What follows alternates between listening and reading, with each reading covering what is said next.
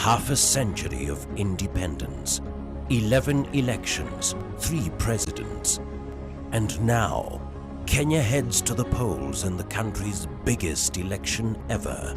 From the shores of the Indian Ocean to the peaks of Mount Kenya, the valleys of the Great Rift to the rainforest of the West, the vast arid plains of northern Kenya to the grasslands of the south. Right across the country, over 14 million voters will decide. Tonight, Martha Karua, Peter Kenneth, Uhuru Kenyatta, James Ole Kiapi, Musalia Mudavadi, and Raila Odinga interview for the country's top job in Kenya's first ever presidential debate. Who will emerge the first president of the Second Republic? Welcome to the Kenya Presidential Debate 2013. Your hosts, Linus Kaikai and Julie Gishuru.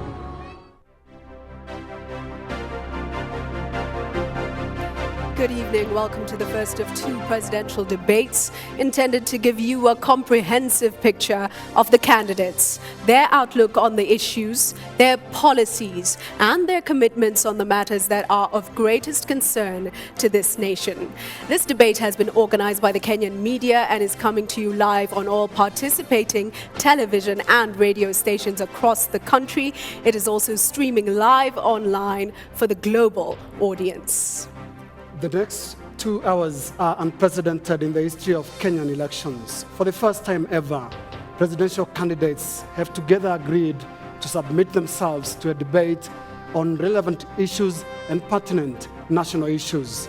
8 of the presidential candidates are here tonight to debate each other before an audience. The audience will maintain silence throughout the debate, except a few moments from now, when we will put our hands together to welcome the 2013 presidential candidates one by one.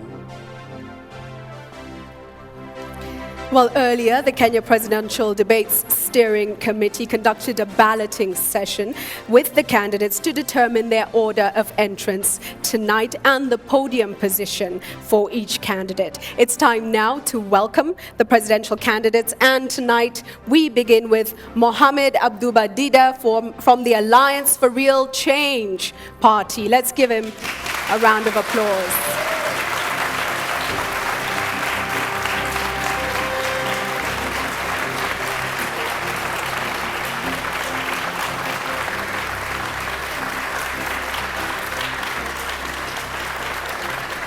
We will ask you to take the front of the stage for the moment. Please do come forward. Stand in front of the right podium. there. Thank you so much. Next to your podium. Thank you very much. Thank you. And we welcome the second candidate tonight in order of balloting again, and that is Professor James Ole Kiapi of the Rebuild and Restore Kenya Party, RBK.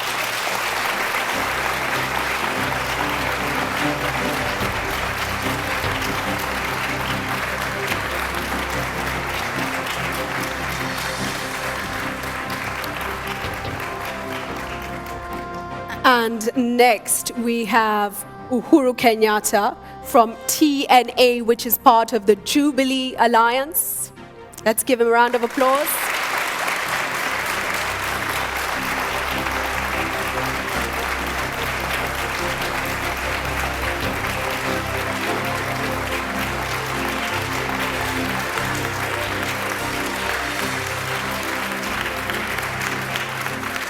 And next on stage tonight, we do have the presidential candidate of the Kenya National Congress, and that is the Honorable Peter Kenneth.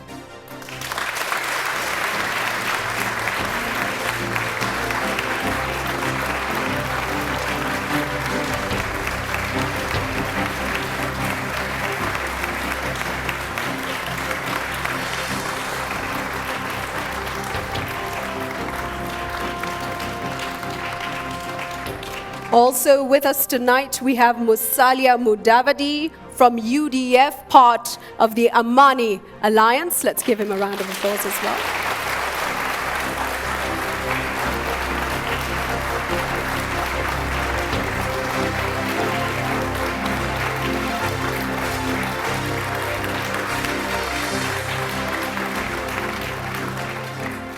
And now let's welcome to the stage the only female presidential candidate in this race, Martha Karua of the NARC Kenya Party.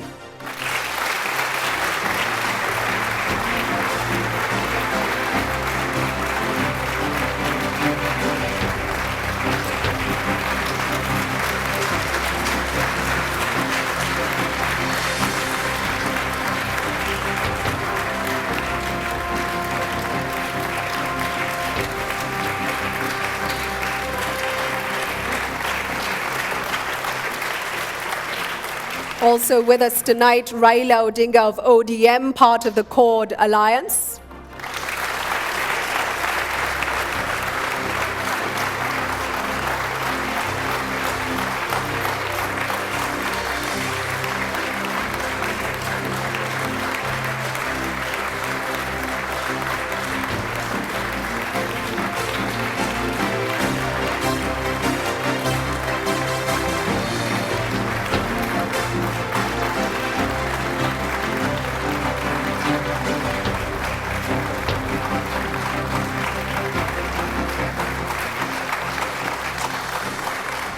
And finally, the last candidate coming in tonight, the Honorable Paul Mwite of the Safina Party.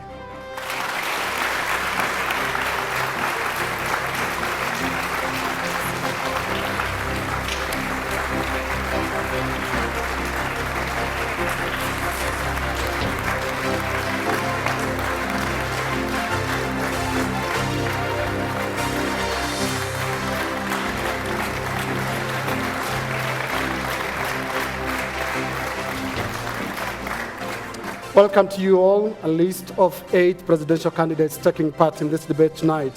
And the debate will focus on broad thematic areas of governance, security, and social services. Each candidate will be expected to explain their position in 2 minutes and will be given additional time for rebuttals. The rules of engagement discussed and agreed by each candidate requires them to treat and address each other with respect. Now, this debate has 2 main segments, part 1, which is focused on governance, and part 2, which includes questions from the audience. We thank you all for joining us and making time for this debate tonight. And at this point, ladies and gentlemen, let us all be upstanding for the national anthem. It is performed tonight by Carol Atemi.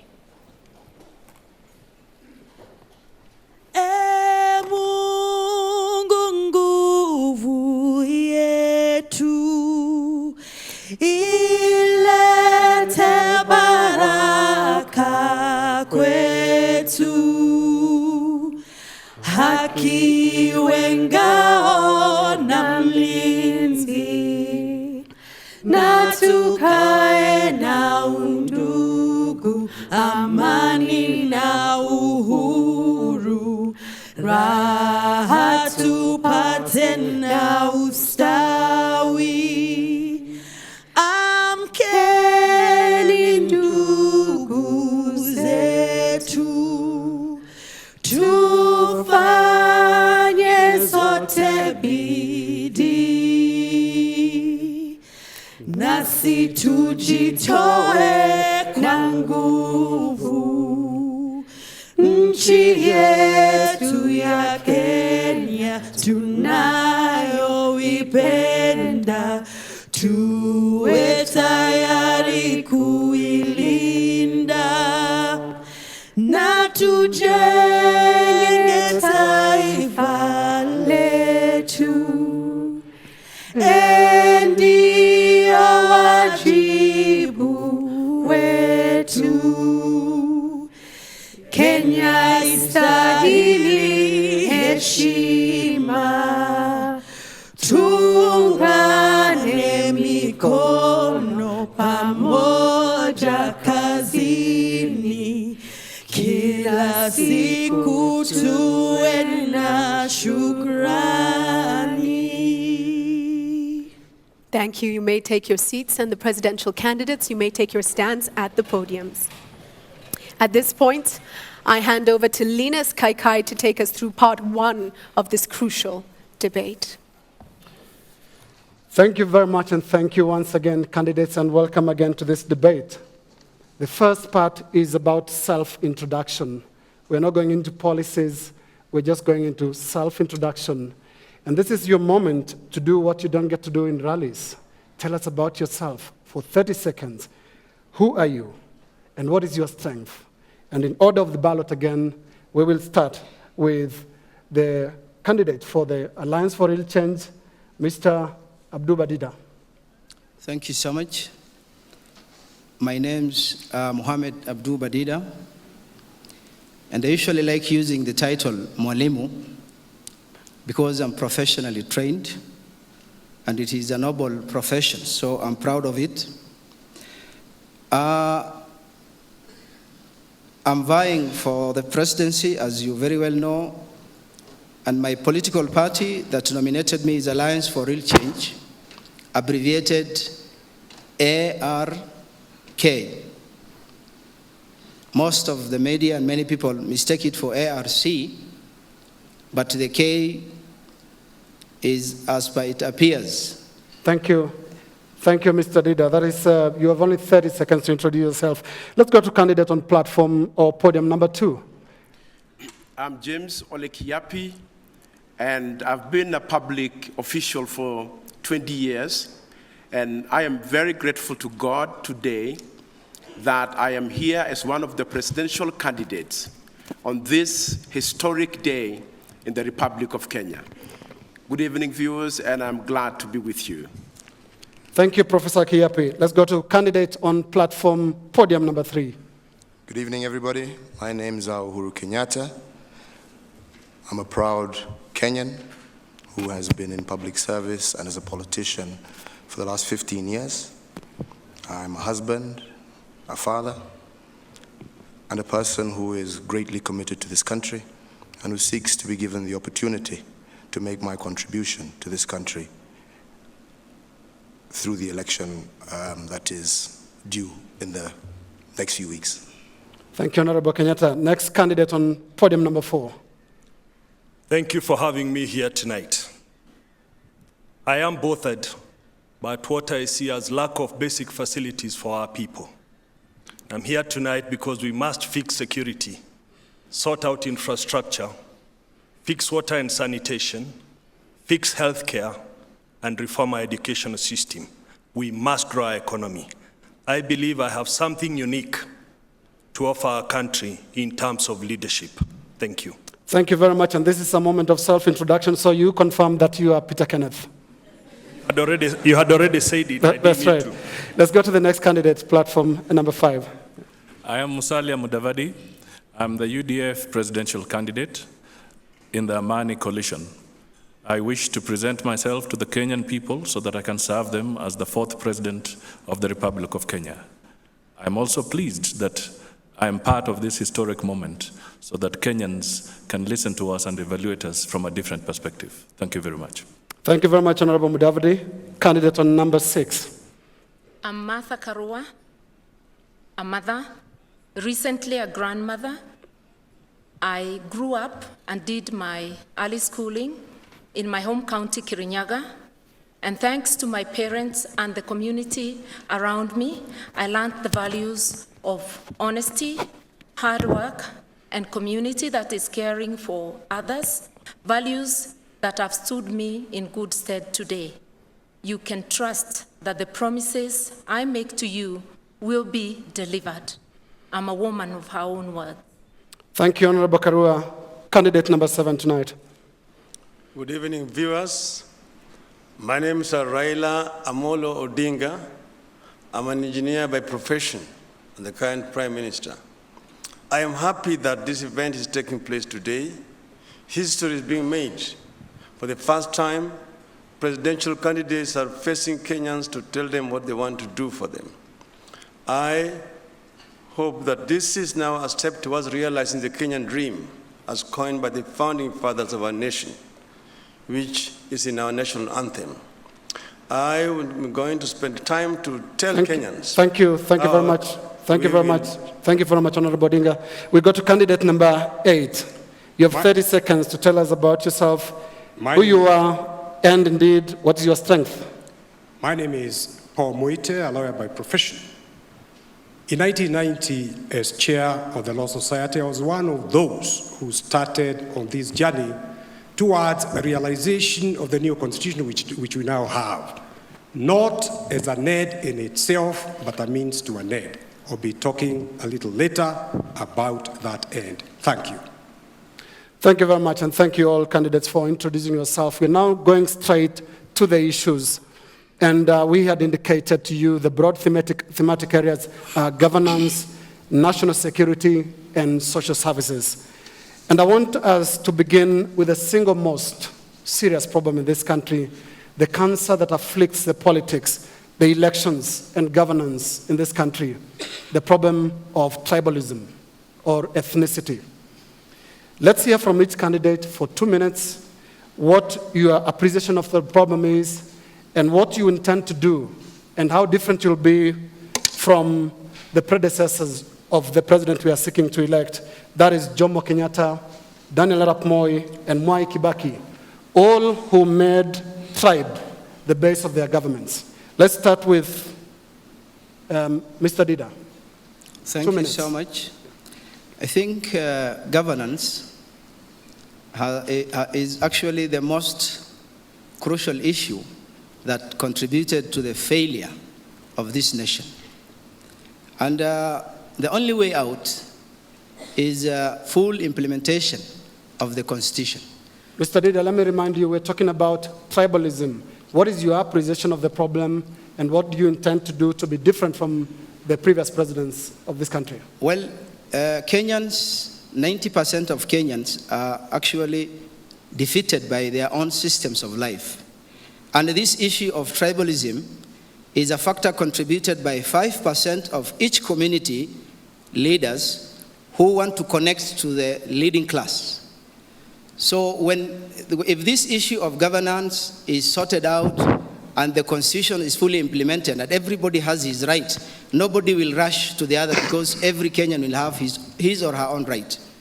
So it is a problem currently biting because of the current economic, social situation in the country. If governance is corrected, then that is a forgotten story. It will go. Thank you very much, Mr. Dida. 2 minutes for Professor Kiapi. I just want to start at the outset by saying all Kenyans are born equal, irrespective of which part of the country. And I know that this country is enough for all of us. The reason why tribalism is a problem to us is because leaders have used it as a means of allocating resources and positions, and therefore marginalizing others, marginalizing other Kenyans. If our leaders, and if today we would promise and commit to ourselves that we will share national resources equitably, and that everybody is given a fair chance in life, then I don't have any reason to believe that Kenyans really hate each other that much, because we grew, we went to the same schools. I myself went to Alliance High School, and I was the only Maasai boy in Form 1, but nobody looked at me as different. So I believe that it is the leadership that must address this issue. And you haven't told us, you have a minute to go of your time, you haven't told us what you intend to do as president. What I want to do as president is that I want a government of inclusion. A government where every Kenyan, irrespective of where they are, will look at those ministers, those permanent secretaries, those ambassadors. It will be done fairly and on merit. I want also a government that will share national resources fairly and equitably, and in a way that all Kenyans feel that this is their country, because it is their country. Thank you very much. Let's go to Honorable Kenyatta. Your appreciation of the problem of tribalism and how different you intend to be from the past 3 presidents. Thank you. Let me begin by saying that tribalism is a cancer that has afflicted this country for a very long time and has been a source of conflict, has been a source of death, has been a source of destruction of property. And this we saw the worst of in the post-election violence of 2007. I personally believe that this problem is largely associated as a result of the battle for resources. And in the past, what we have seen is a position where positions of leadership go and people are made to assume that if your community is in leadership, Therefore, you will be entitled to a greater share of the cake. We have a new constitution now. That new constitution is very clear on what it requires of all of us as Kenyans. My job as president is to ensure that that constitution is implemented, but furthermore, to ensure that through devolution, something that I have tried practically when I was in the Ministry of Finance, we ensure that resources are distributed accordingly to every part of this country, and ensure that the government that we form is an inclusive government that will ensure that every single Kenyan feels part and parcel of that government. Just 45 seconds of your time are still on, and I would like to hear from you where the link is between a new constitution and the eradication of tribalism. First and foremost, I think the constitution is now very clear, and there are very clear guidelines as to what politicians can say, especially during their campaigns. The use of ethnicity as a card in the campaign is something that the Constitution, for example, does not recognize anymore.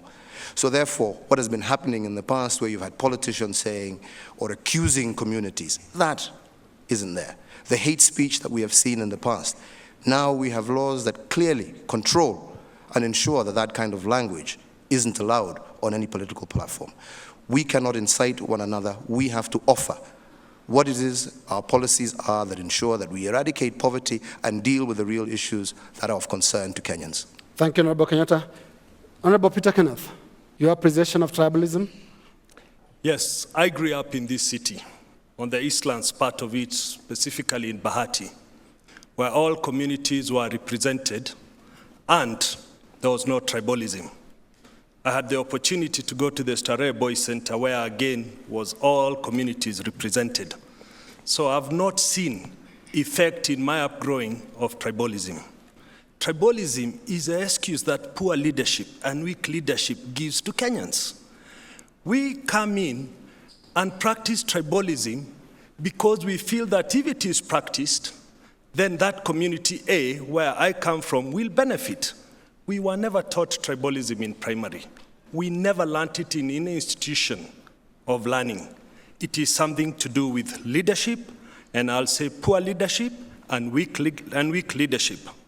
Now, we have a new constitution. We've always had sets of laws. It is poor enforcement and implementation that continues to drive us to tribalism, because all forms of impunities, if they were dealt with at an efficient space and speed, we would not have all these levels of impunities. Now, I want to tell you this. In my plan, I have looked at equality, I have looked at equity, so that never again will Kenyans feel they are not equal, never again will Kenyans feel that one side of the country is inferior to the other. And I have to make this absolutely clear, that the fight over resources in my plan comes to an end. Thank you, Honorable Kenneth. We go to Honorable Mudavadi, and I want to remind all candidates, you're here to engage each other, and I hope you're listening to each other, because questions will then be coming up after this. Let's go to Honorable Mudavadi. Your appreciation of ethnicity, tribalism, and what you intend to do if elected president. Tribalism is real. It is serious. We can try and parry around it, but the fact of the matter is that tribalism is real. And it comes out because there's a sense of insecurity. The way we have practiced our politics is that we have created a sense of insecurity amongst communities. We have reached a stage where we are telling a community, unless you are herded into one corner, then your interests are not properly taken care of. Now, we have an opportunity as a Kenyan people to be able to break away from this. And this is largely based on the issue of the new constitution. The new constitution makes it very clear that the way public resources are going to be distributed within the context of devolution, a formula is going to be put in place determined by Parliament. At the same time, the Constitution makes it very clear that communities that have hitherto been marginalized must not be marginalized. So the solution lies in implementing the Constitution to the letter. The other thing that really comes up is that as we move ahead, it will be very important that we take a public audit of the way our public service, and particularly even within the private sector, is constituting itself.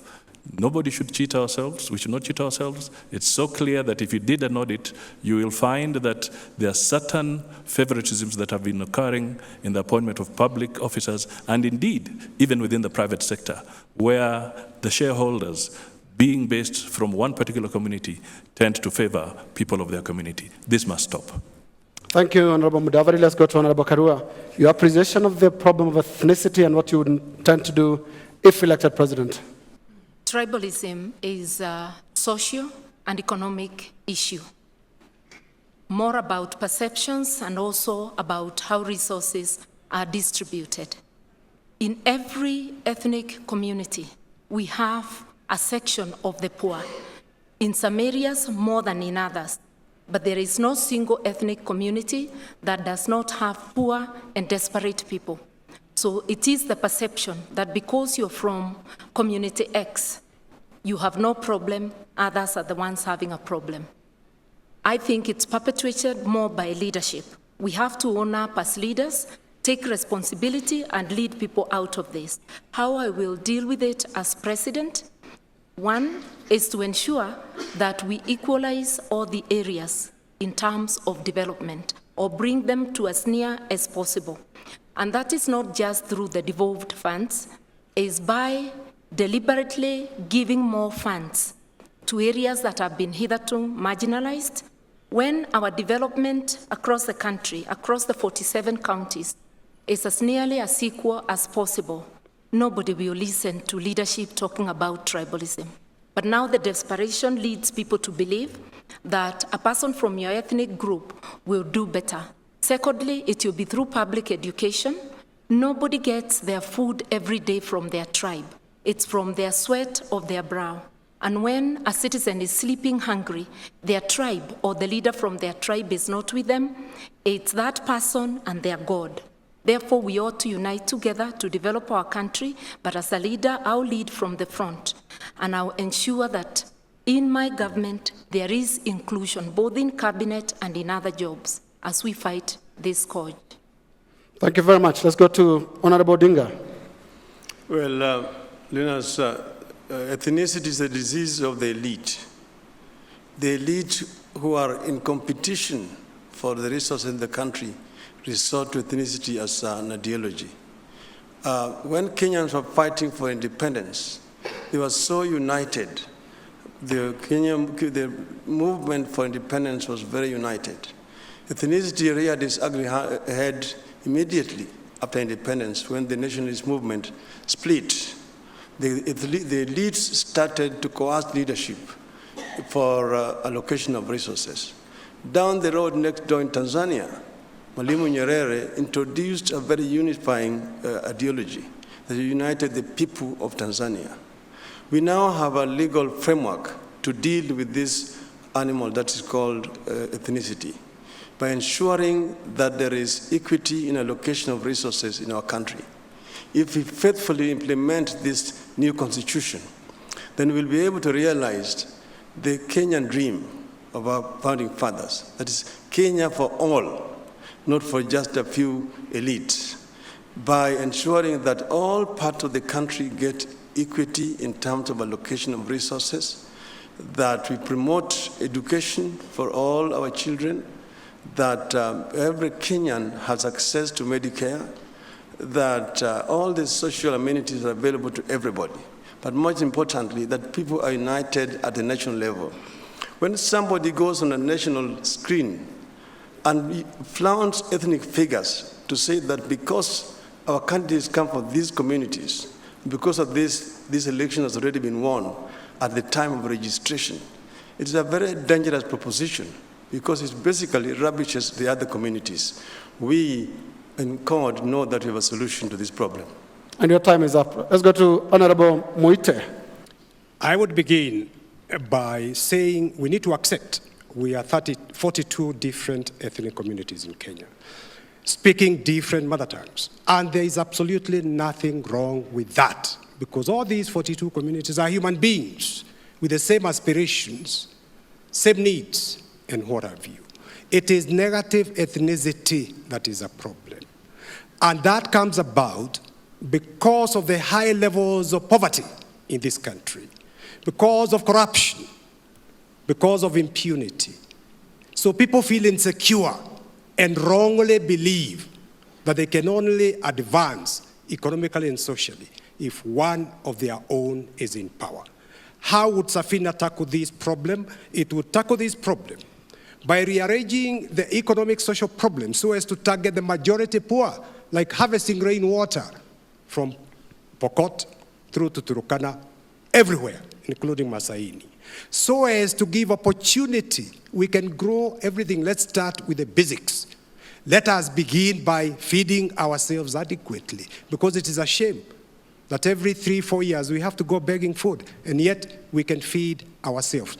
Let us invest in agriculture, research, so as to come up with high-yielding seed varieties from cotton to maize to everything, value adding to what we propose. I think if people felt economically secure, they will think less and less of their ethnic communities, because everybody needs the same things. Thank you.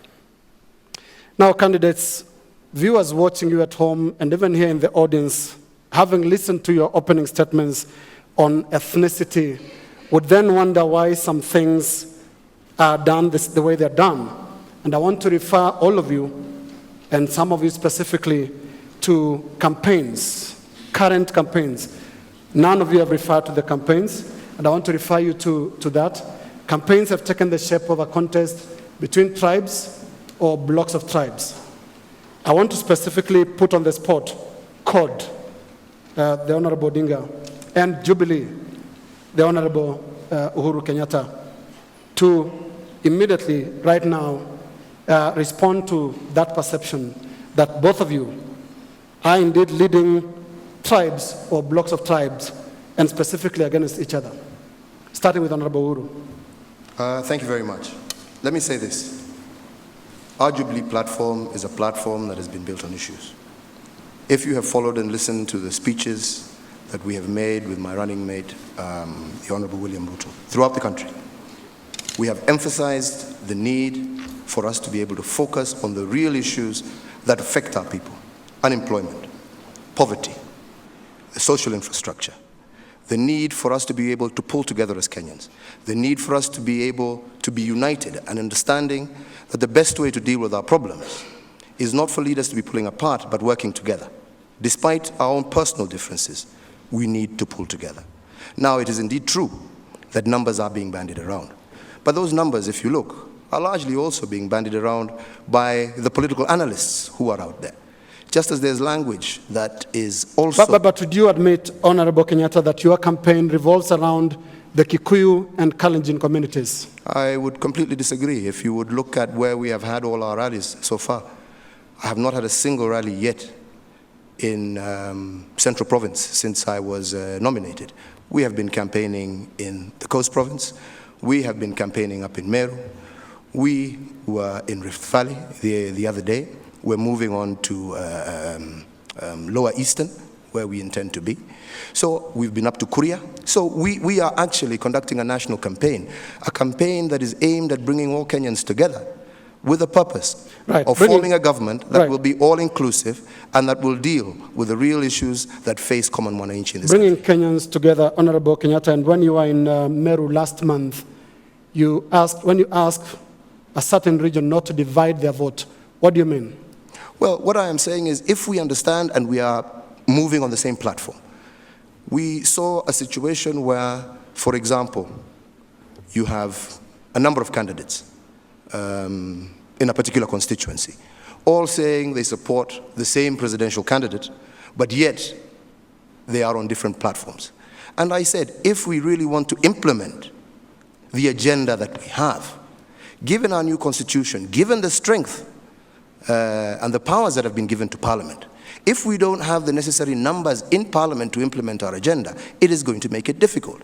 So I was saying, if you have 2 or 3 or 4 candidates claiming to support me, then I say, then we need to be in one party so that we can implement the agenda and the promises that we're making in Parliament. We'll come back to you, the Honorable Kenyatta. Let me go to Honorable Odinga. And I want to take you back to 2002, 2005, 2007, and now.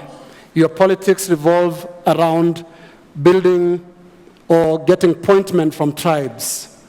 I'm talking about the summit, 2002.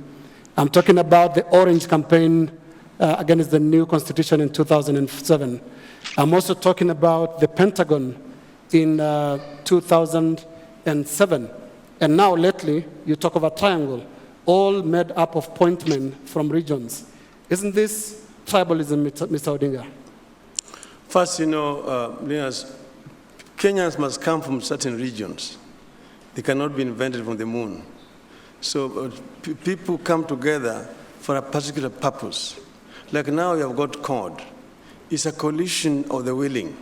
People who have come together because of certain values that they share together.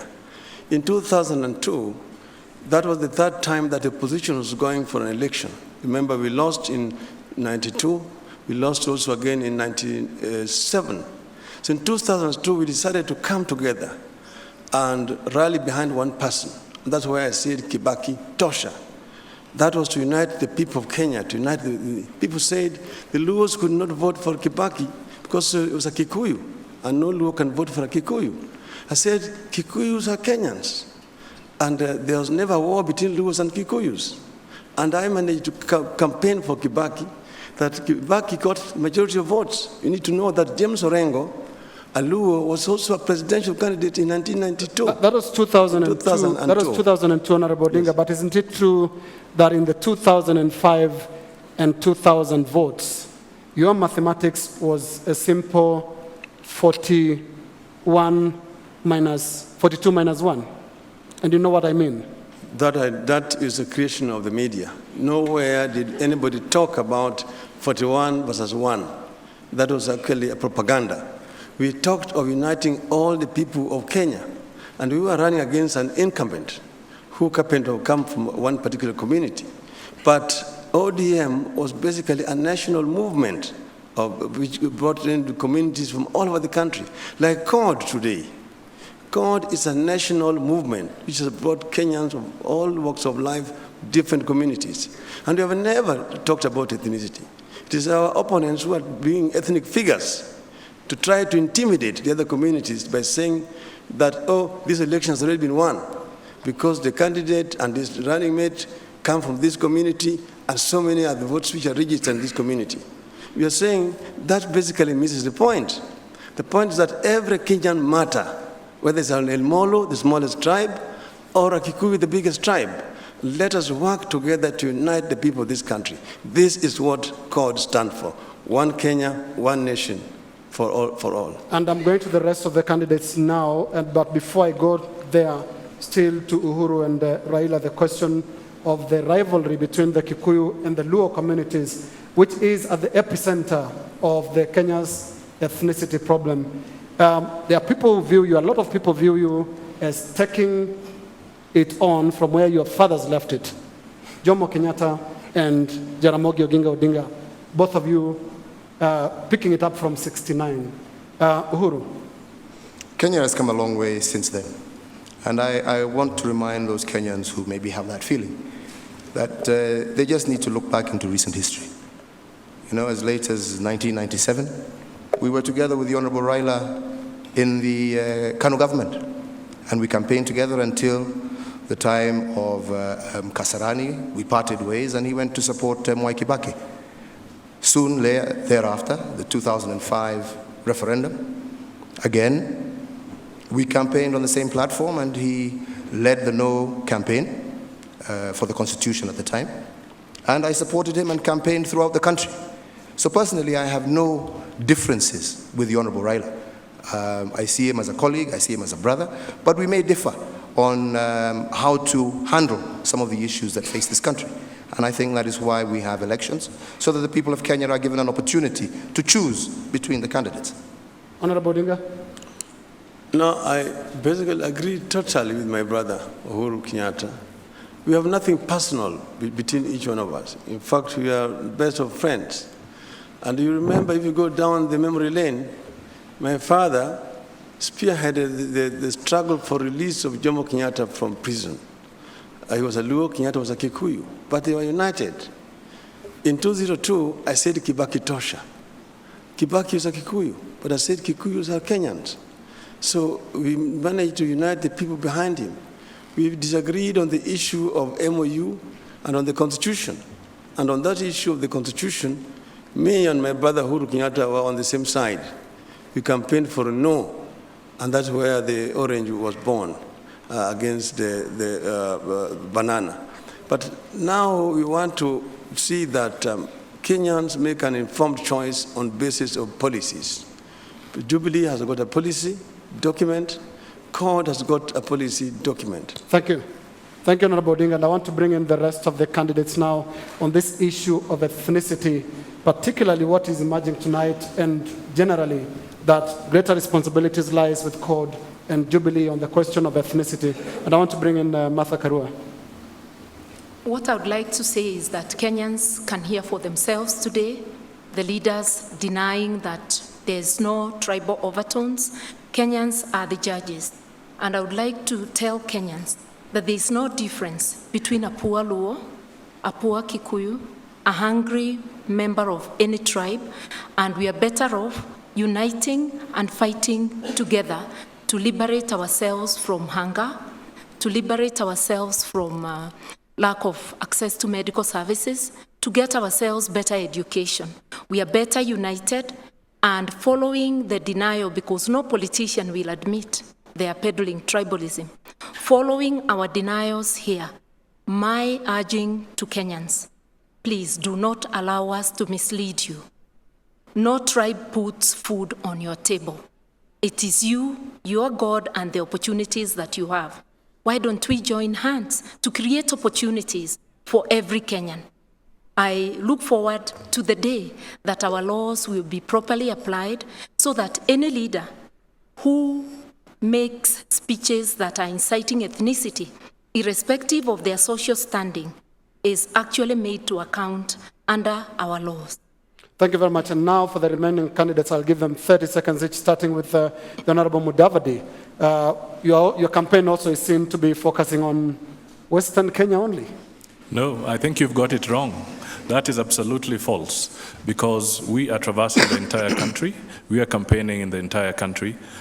A few days ago, I was in the coastal region, and I intend to go to other parts of the country, and in Nairobi. So that is not true. But I stand here in a very unique position. I'm one of the few people standing here today who has supported Uhuru for the presidential candidate in 2002 and supported Honorable Raila as a president in 2007 elections. So clearly, from that perspective, the tag of tribalism should be distanced from me. Thank you very much. Honorable Kenneth. Well, I'm very surprised tonight because we are being economical with truth. We need to look at the Kenyans right straight into the eye. We have wiped tribal emotions since we became a multi-party state. That's why we have hundreds of Kenyans in IDP camps. It is tribal emotions.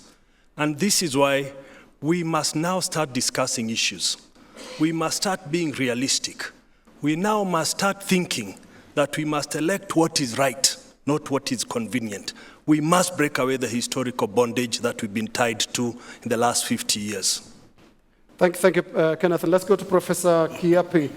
Professor Kiapi, you come from a very small tribe, and you're talking about big numbers, big ethnic numbers. Do you think you count?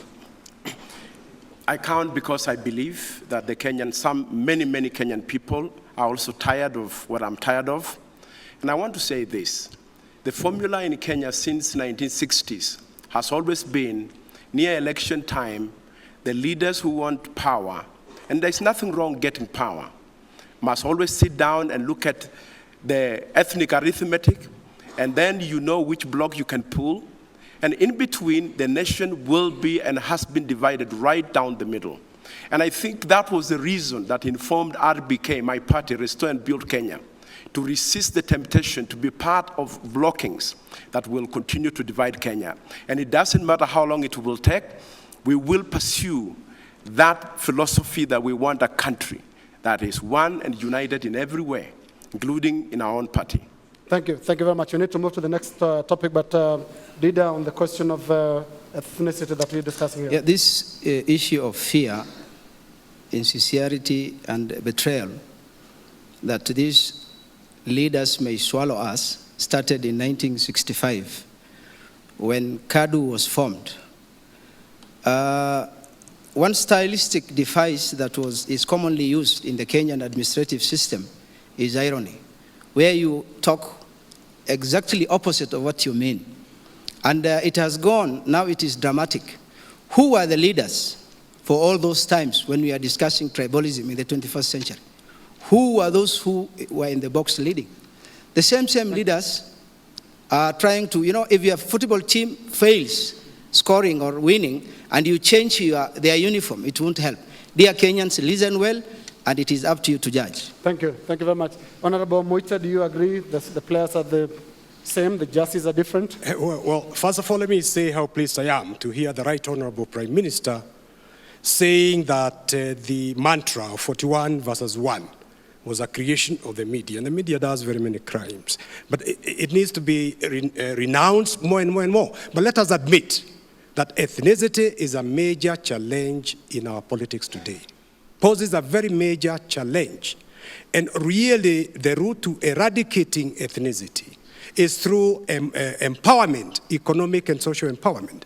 Because every person, irrespective of their tribe, wants adequate clean water, decent housing, access to affordable health care, and so on and so forth. So let us move towards getting Kenyans to ask us as leaders, how are you going to improve my economic, social situation, rather than vote for me because I come from your tribe. Right. Ladies and gentlemen, we have to bring this to a conclusion and go to the next question. You may remember from the dailies yesterday, we had a look at them. There was a caricature of this debate. And right behind you was a huge elephant, a very, very big elephant towering over all the candidates. We now want to bring the elephant into the room, and that is the ICC question. And I want to begin with Uhuru Kenyatta. Your trial for crimes against humanity begins in April. For 2 minutes, Honorable Kenyatta, provide the public with a clear plan of how you intend to govern, if elected president, and at the same time, attend trial as a crimes against humanity suspect. Thank you. And I have said this severally. First and foremost, the issue of the crimes that we are accused of. We have not been found guilty in any way whatsoever. This is an ongoing case, and we and my deputy have made it very clear that it is indeed our intention to follow the process through and to ensure that we clear our names. At the same time, we are offering ourselves in a position of leadership in this country, a position that we believe and we want to pass on to Kenyans, an agenda that will first and foremost ensure that the kind of things that caused the problems of 2007 are put to an end, and to really be able to focus on the critical issues that face the people of Kenya. As I have said, the issue of poverty, the issue of unemployment, lack of basic services. And it is on that platform that we are campaigning. Now, like with everybody else, and I'm getting there, like with everything else. We need some clarity, Honorable Kenyatta. Yes. The question is, how will you govern if elected president, in the first round, for example, your trial is in April? I was getting to that point, and what I was saying is that the way it currently is, many Kenyans are faced with personal challenges, and I take this as a personal challenge. I'm sure that my colleagues here also have other challenges. But those challenges do not prevent one from continuing with their day-to-day job. If the people of Kenya do decide to vote for me as their president, I will be able to handle the issue of clearing my name, while at the same time ensuring that the business of government continues, our manifesto and our agenda for Kenya is implemented, and furthermore, even if we look at the current situation, the ICC itself, in recognition of the fact that there may be this issue, are even saying we can move this case closer by. In 2 days' time, and we are in the middle of a campaign. Yeah, thank we you. will be having a status conference. That status conference will be handled through video conferencing. The business of government will not end. Honorable Kenyatta, just a moment. Mr. Dida, you want to interject on this? Yeah. Sure, go ahead. According to the culture of justice, if you are found suspected of a crime, the norms that we had is you step aside until you are cleared. If there is nothing with you and you are found not guilty, then you resume your office. Why is it different with Uhuru and his friends? Okay, Honorable Kenyatta. Let me state this. The position I am looking for is an elective position, not an appointive position. The position I seek is given by the people of Kenya through their democratic, which is their democratic right. And it is also my democratic right to present myself to Kenyans. They know full well the issues that I am confronted with. If they so choose to elect me, it means they have confidence in my ability to discharge my duties as president while still handling the case that is before me. Thank you. And some of your opponents have raised the ICC issue as an integrity question in the campaign trail, and I want to bring in Martha Karua because you've been on record about the ICC question. Yes, I consider it a matter of display of impunity. Like what the opponent, Mr. Ndida, has indicated. We have laws, the Public Officers Ethics Act. If you're just suspected of crime and you're a public officer, you're supposed to step aside to facilitate investigations. We have another law, the anti-corruption law. It demands if you're a public officer and you're charged with a criminal offense, you actually stand suspended. You have to be suspended pending the outcome. So since the charges were framed, my brother ought to have been suspended as a deputy prime minister, and if he gets elected president, the question is, are you going to be suspended before taking oath or after taking oath? Any Kenyan can go to court to challenge the position in office because as our law stands, there is that hurdle. Yeah. And Kenyatta has a right of reply to your remarks. I want to be very clear again. The job that I seek is going to be given by the people of Kenya. The people of Kenya who full well know the personal issues that I am confronted with. If they so desire to still give me that job, and it is indeed my hope that they will, it means they have the confidence in my capacity to discharge my duties as president while still proceeding to clear my name. Secondly, I think we need to distinguish between an appointed position, of which that is not what I'm seeking, and an elective one. An elective one, not with anything hidden, but with Kenyans knowing full well the charges that are before me. So therefore, as far as I am concerned, and there is a case already in court, and I do believe that case will be heard, I think it's this week, and the issue of the integrity question will be, without a doubt, resolved. And I'll give the rest of the candidates 30 seconds, starting with Peter Kenneth on the same issue. Yes. First of all, I voted for the local tribunal, and we didn't succeed.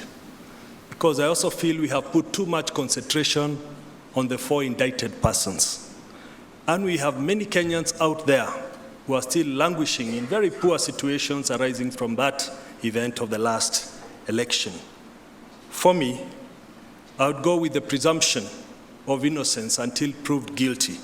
I would like to defeat my brother in a proper electoral process rather than have him eliminated so that we can square the ball out squarely. But I also want to say this. Article 10 of our Constitution on national values and Chapter 6 are very key, and we need to address them even as we address the issue of ICC. Thank you. Honorable Mudavadi. Yes, I think this is a very delicate matter for the people of Kenya.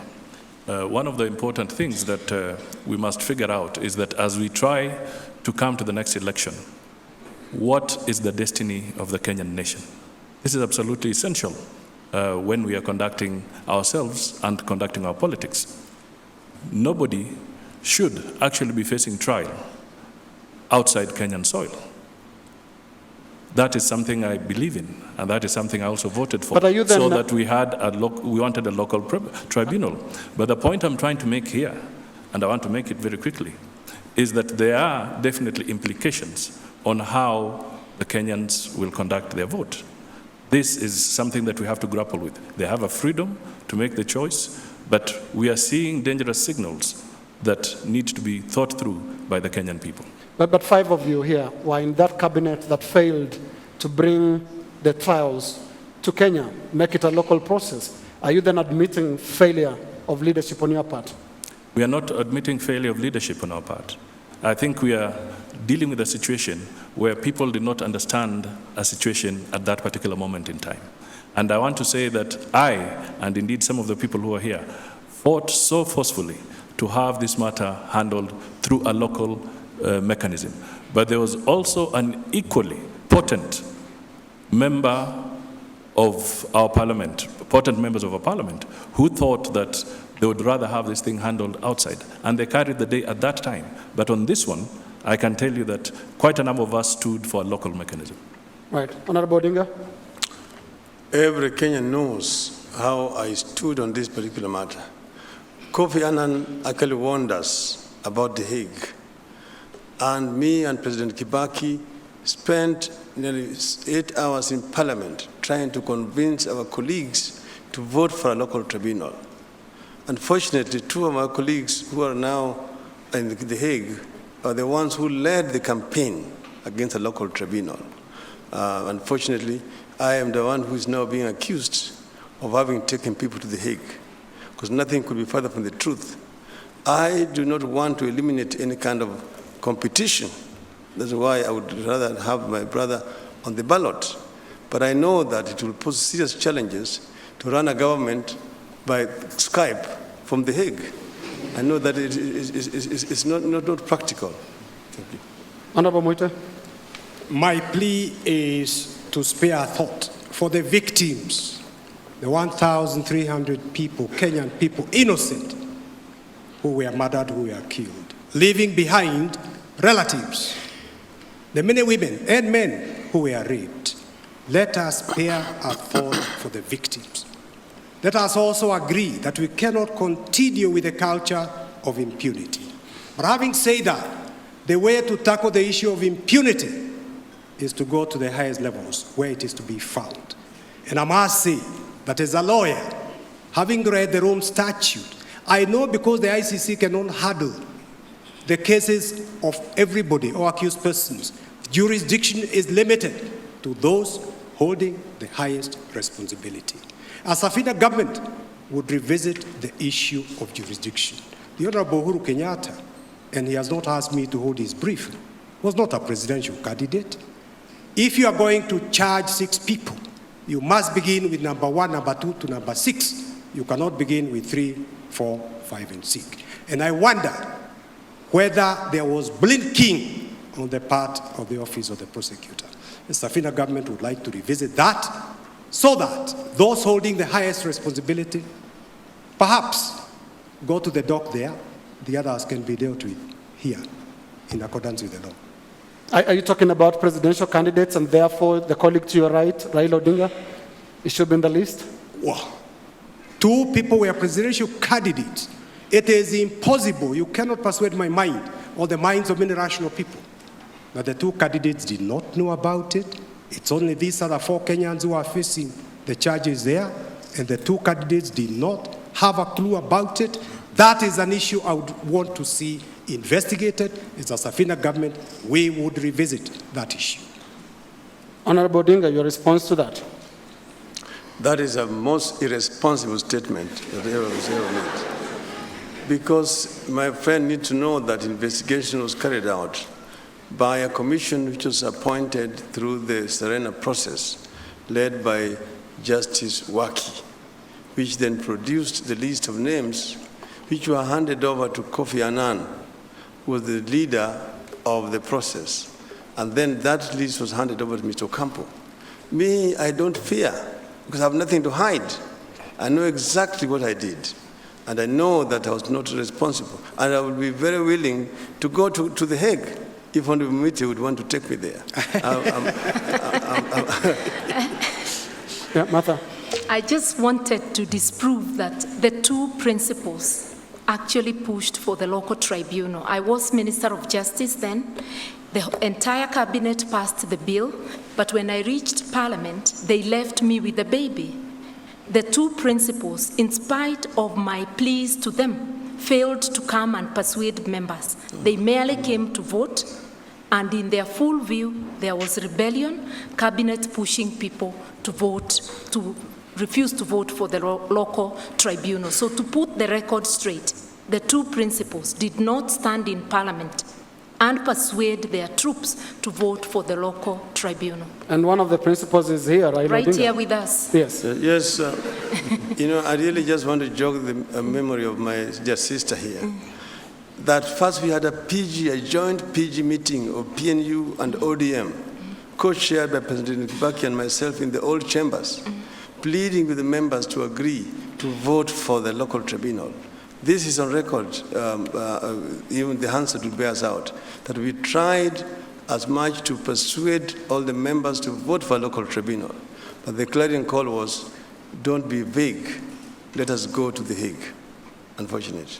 But Prime Minister, why is it very difficult for a lot of people to believe your position on the ICC question? The common perception is you put a front that looks like you support a local process when indeed you wanted your opponents out of the country. In fact, we first set up a cabinet committee on ICC, chaired by the late Professor Saitoti. I think it was the former Attorney General. There was also Tula Kilonzo, James Orengo, Amason Kingi, and so on. They went first to Geneva, then they went to The Hague, where Mr. Ocampo told him he was not interested in coming to Kenya. If Kenyans can agree to set up a local tribunal, the ICC would not get involved. So we tried everything possible.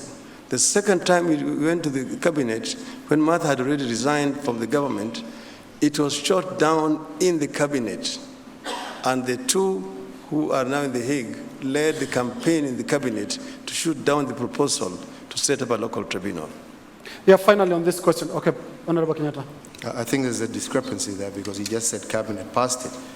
It was rejected on the floor of Parliament, so we couldn't have led an onslaught in cabinet because I think we were all together in cabinet, we approved it, and on the floor, I think Martha is quite correct, that on the floor there was complete confusion, there was no guidance, and as many members of the ODM team, as many members of the PNU disagreed with the position. So it was not, as my brother Raila would put it, that he mobilized his troops to vote for a local process, because his own troops rebelled on that particular position with regard to this document. 30 seconds. No, the troops that rebelled from ODM are troops who were loyal to my friend William Ruto, and whom he had told to vote against it. Yet the troops who were loyal to me voted for a local tribunal to be set up here. But then I was saying that there was a second attempt after Martha had resigned from the government by Mutula Kilonzo. He redrafted the bill, brought it to the cabinet. It was not approved. It was rejected in the cabinet through the intervention of my friends. Are you satisfied with that? I think the Hansard record and voting record will prove that it was actually not that way. Thank you. Professor Kiapi? I wanted to make 2 points. The first one is that it doesn't really matter now what we did or didn't do. The judicial process at The Hague is on. And for me, the question Kenyans must ask and the answers must be given is whether or not my brother here should run for president. And that can be given by our courts. And if our courts fail to give the answer, he himself can give the answer by saying, I'll step aside in view of this until I clear myself, and I don't want to engage the country in this matter. And if he himself, of course, refuses to do that, then he has actually put the ball to the Kenyan people that he is running and let the Kenyan people decide. And I think it's very, very important as a country that we don't continue to always bury our head. Thank you. Thank you, Professor Kiapi. Your time is up. Let me go back to Martha. Your hand was up. I just wanted to remind my worthy colleague here, Honorable Raila, there was no vote on the local tribunal because for a constitutional debate, you need 148 members. Those who didn't want a local tribunal literally whipped people out of parliament. I was left there pleading for them to come back. So there was no vote. Now, finally, in closing this matter, Dida, I'll come back to you, but on a different issue, totally on the same. Just in closing that particular issue of the ICC, all of you are presidential candidates, and each one of you stands a chance of being the next president. And just looking at what the ICC question has done to the country, the exchange with diplomats, and the perception that local systems don't work. That is why some of the Kenyans ended up in The Hague. What do you feel about this? Because there are Kenyans who are embarrassed about this, starting with Dida. 30 seconds, please, and please keep to your time. Yeah, it doesn't matter where you are taken for justice, whether to Tanzania or Europe or here in Kibera. Justice is justice unless you have intentions to compromise. But I just wanted to advise Kenyans and the leaders. Personally, my personal view about ICC will need some time. But what I'm saying is if anybody is not comfortable with the idea, then you need to give up and just give room. Listen, Kenya is not an island. The outside world is speaking, Kenyans are speaking, unless a leader is saying, I have numbers in my community, I will look for another community. If I add the two, whatever the world says, I will make it. Unless you're thinking like that, it is comfortable. I don't know why a junior clerk should be forced to step aside and a minister should. I don't know that disparity. Why are we given the metallic stand? Is it the same thing that we are discussing? Thank you. Thank you very, very much. Let's go to Professor Kiapi. For me, there are two key things in our country, and one of them is that we must build the capacity of our institutions. We must do that, whether it is the judiciary or parliament, we must build the capacity. But the second and most important is the question, Professor, and we have 15 seconds left, is the image of the country as perceived after the ICC question. Yeah, the image of the country is obviously everybody's looking at us because one, we failed to use our own local processes, and now the whole world is wondering how Kenya is going to pull out of this. Thank you. And we need leadership for that. Thank you very much. Uhuru. There was a lot of misgiving. And I think it was that misgiving which was used in the 2007 election that our courts could not be trusted. That is why some of us here went to the street. The disrepute of our courts started there. And it caused us a lot of problem, but we now have a new constitution. We want to build on the institutions that we have. We want to build and rebuild the judiciary to restore confidence in the people with our own judicial system. And that is something that I as president will continue to support as I continue, because that is the circumstance we find ourselves in, clearing our name through the international court where we are currently present. Thank you. Thank you, Honorable Kenyatta. Honorable Kenneth. Kenya is greater than all of us, and national interest must prevail over individual interests. And we must ensure that Kenya's best interests are in place. I am saying that because if we do not place Kenya first, and we look at our own individualism and look at it and square it out, it will not help Kenya. Kenya will live beyond all of us. Thank you, Honorable Davidi. It definitely puts us in a very awkward situation as a nation. And I would say that I would want to appeal to the Kenyans out there that this is not a laughing matter at all. This is indeed a very serious matter. And a serious decision has got to be made, because once we get to the ballot, and we hope we all can get to the ballot, you must ask yourself, is your vote a vote that is being cast for the Kenyan people, for the nation, or is it simply a vote that you're casting for a particular individual. I think all of us will embody certain aspects of nationhood. And I think that is important that it comes out clearly when the voting is done. Thank you. The issue is the image of the country. Honorable Martha Karua. Yes, the image of Kenya definitely suffers, but rightly so, because we have a judiciary that is reforming, but the entire criminal justice system has not been reformed. The judiciary alone cannot make it. We need a reformed prosecutor's office.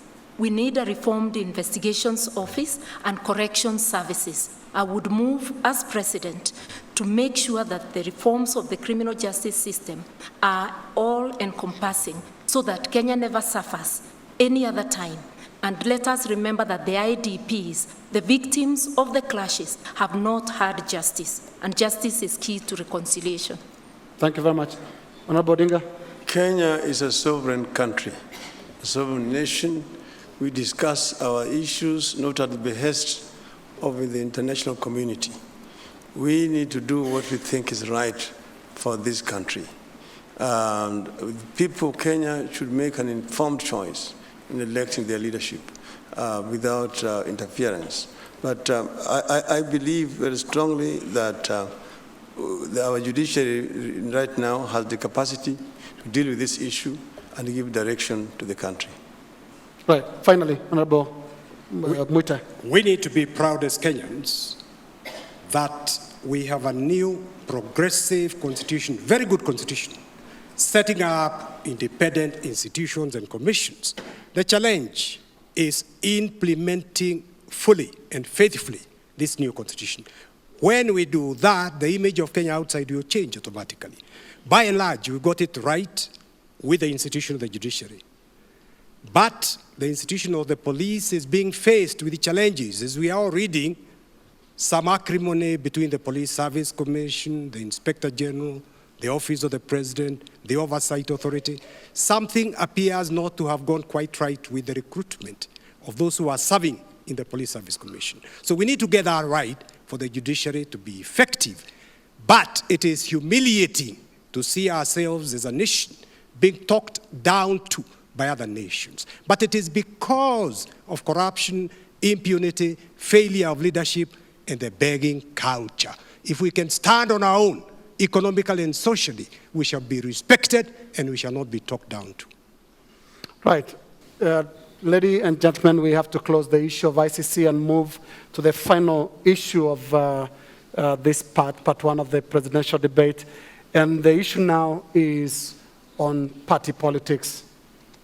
If we don't get the construction or the foundation right, you can't expect to get right the rest of the structure. And I want to go to the issue of political parties right now. What are you, as party flag bearers, doing to make sure that the country departs from the culture of temporary political parties that are formed and disbanded? They are formed shortly before the election and then disbanded thereafter. Dida, we're hearing of the Alliance for Real Change for the first time. Most people would tell you that. How many minutes do I have? 1 minute, please. Yeah, Alliance for Real Change is a product of the new constitution and is the voice of the hopeless. What we have in mind is working with the registrar of political parties, the IEBC, to ensure that the code of conduct and peace prevails in this nation. But are you concerned that it just came up the other day when you were presenting your papers that there is a party called When a Alliance? teacher Yes. moves, I was teaching 40 students in a class, and whatever message I was giving the students, I realized the 40 million Kenyans are lacking in the same. So I just expanded my class. I just want to teach the 40 million Kenyans that, we cannot survive on hide and games. You cannot cry when people are crying. You go and you laugh when people are laughing. We need to be principled. And all what we are saying is just the contrary of what we do. So I tried, we registered this party to clean up the legislature and the executive. But when I saw all aspirants mad of money. I was just gesturing where money is, and I told them we have, because all candidates were arguing that why should I go for a certificate of good conduct, Chapter 6 of the Constitution, when it has been scrapped by what Kenyans refer to as vultures. So when we realized that the legislator cannot be corrected at this particular time, and then I thought we should base on the executive, and then for the next 5 years work on how we can work on. So how old is your party? Yeah. How old is your party? My party, in terms of thoughts, we are very old because. Okay, thank you very much. In paper. Thank you very much. Your time is up. Let's give 2 minutes to Professor Kiapi to talk about parties. Yes. RBK, Restore and Build Kenya, is a party, it's a grassroots party that many of us formed, professionals, people who just wanted to do politics differently. And we were not afraid not to be branded as, non-starters in terms of the political game. But we wanted to stick to the values of restoration, of the values of this country, hope to our young people, empowerment to everybody, a party of integrity where leadership can be trusted. And we build this, and I'm very glad because in terms of efficiency of organization, we are actually an example of how a grassroots organization can grow and be something with minimal resources. All of you knew that I was a public official, I was a civil servant. You have 10 seconds, Professor. Let me just quickly ask you, if you are defeated, if you don't become president, will RBK remain in place? But it is already remaining in place. It refused to join alliances to get lost. So it is a party beyond the election. It's a part of the future. Thank you, Honorable Kenyatta. TNA, Jubilee. As many of you know, I was the chairman of KANU for a good number of years. But after disagreements within the party that we were unable to resolve, I found it necessary to start my own political party in order to be able to group together with other individuals, other like-minded individuals, and to build on a platform where we would have issues drive our agenda. It is unfortunate, but the KANU party was not willing to open itself up to alliances at that time with other parties, which I thought was necessary. We needed to start reducing the number of parties that we had in order to be able to come up with parties that are able to focus on issues, fewer parties that we can build, strengthen, build structures around. And that is why when we formed our party, immediately we embarked to try and look for partners who we could at least enter into this election with and build on and hopefully merge to create a strong political foundation that would be issue-based and that would be able to survive personalities or individuals for that matter. Thank you very much. 2 minutes up. Honorable Kenneth. Kenya National Congress is one of the oldest parties. It was formed at the advent of multi-party politics in 1992.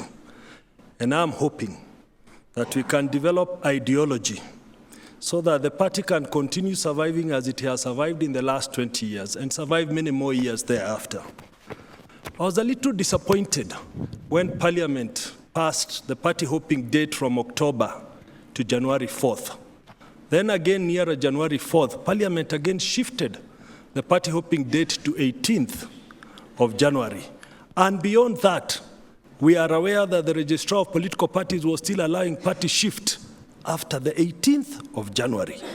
It is important that enforcement of rules are clear and that laws that are created are not torpedoed by Parliament. We need a serious Parliament that will stick to the laws that are enacted to protect the gains of political parties.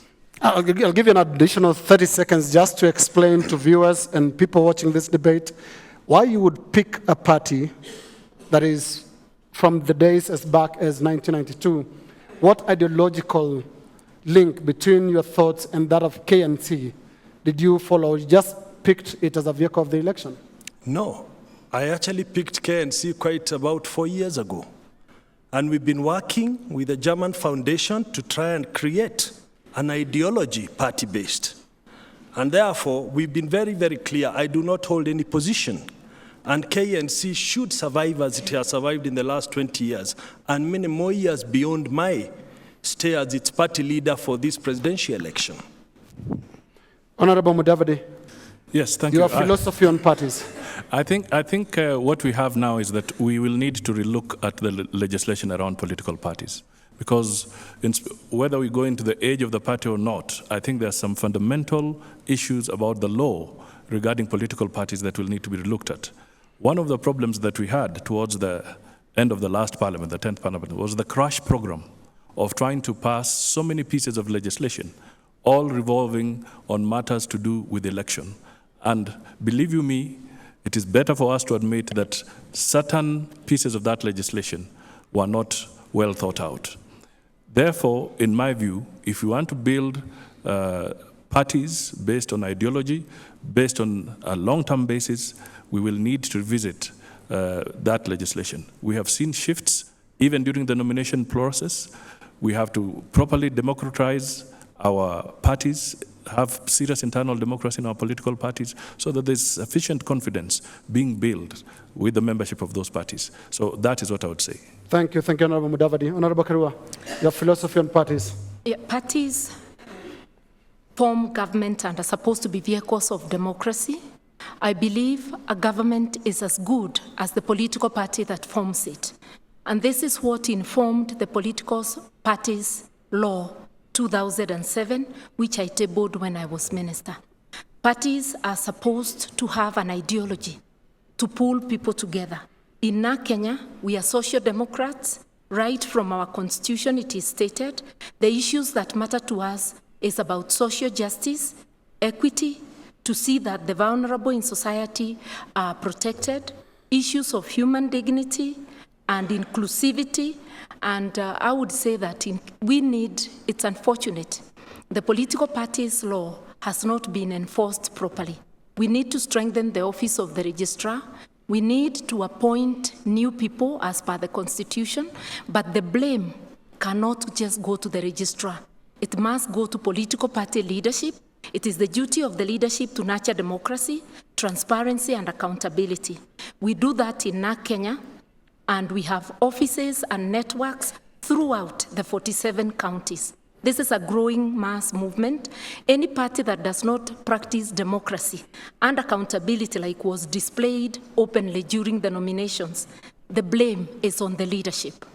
Thank you very much, Honorable Karua. Now we come to Honorable Odinga. And it's curious to note that for the first time since 1996, when you went to Parliament on an NDP ticket, having abandoned Ford Kenya, you have not changed parties before this election. It is curious and interesting, and we want to hear what your philosophy on parties is. Well, what happens in society emerging from single-party dictatorship? There's always a proliferation of political parties. What happened in Eastern Europe? You saw so many political parties emerge. In Poland, one time, a ballot paper was a booklet. Then after that, the parties begin to coalesce together and then form more coherent movements.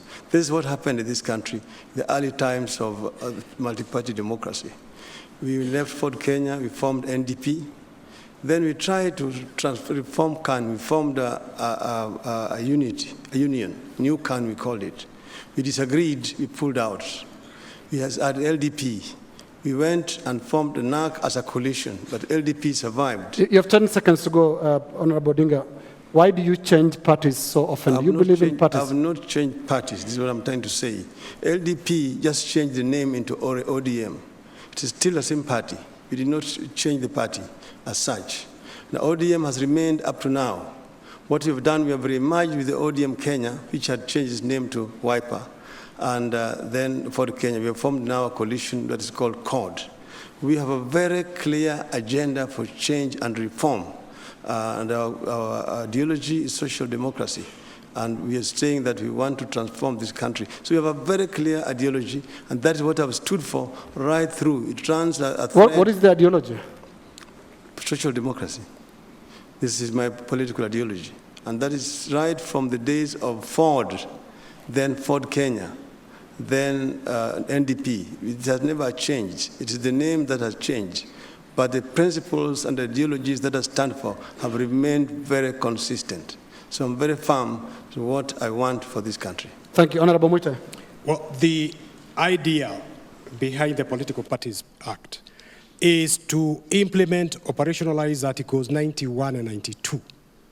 The concept of the Constitution, 91 and 92, which anchors political parties in the Constitution, is to assist parties in Kenya to become internally democratic and parties that are founded on ideology. Actually, mobilization along ethnic lines is forbidden, is unconstitutional in terms of Articles 91. So that is what we subscribe for, and the challenge is in implementing Articles 91, 92 and the Political Parties Act. But that has not been done. Thank you very much. And in preparing you for the next session, which is just about to begin, quick 30 seconds. Yes, Dida? Yeah, I read in the newspaper, when a society will go for, I don't know whether I can mention the names. I just caught. When a society goes for Waititu and not Jimna, then there is a problem. Now, when somebody started a team of 5, and today 4 are now opposing, and you are alone, is there social democracy in that system? You know, there are some things that are theoretical, but practically we can see this. I'm sorry. Yeah, and that is for party leaders to take that question. I want to come to a final question, which is a security question. Migingo, the island of Migingo, all of you have 30 seconds just to quickly say, is it in Kenya or not? And if it is, what should you as president do to assure the people of Migingo that they are part of Kenya? Leader, 30 seconds. Just repeat the question, please. Migingo, do you know Migingo Island? Yeah. Is it Kenya? Is it part of Kenya? Well, there's a problem. We just read the newspaper and we see governments fighting over it. I think the experts can really give us the clear demarcations.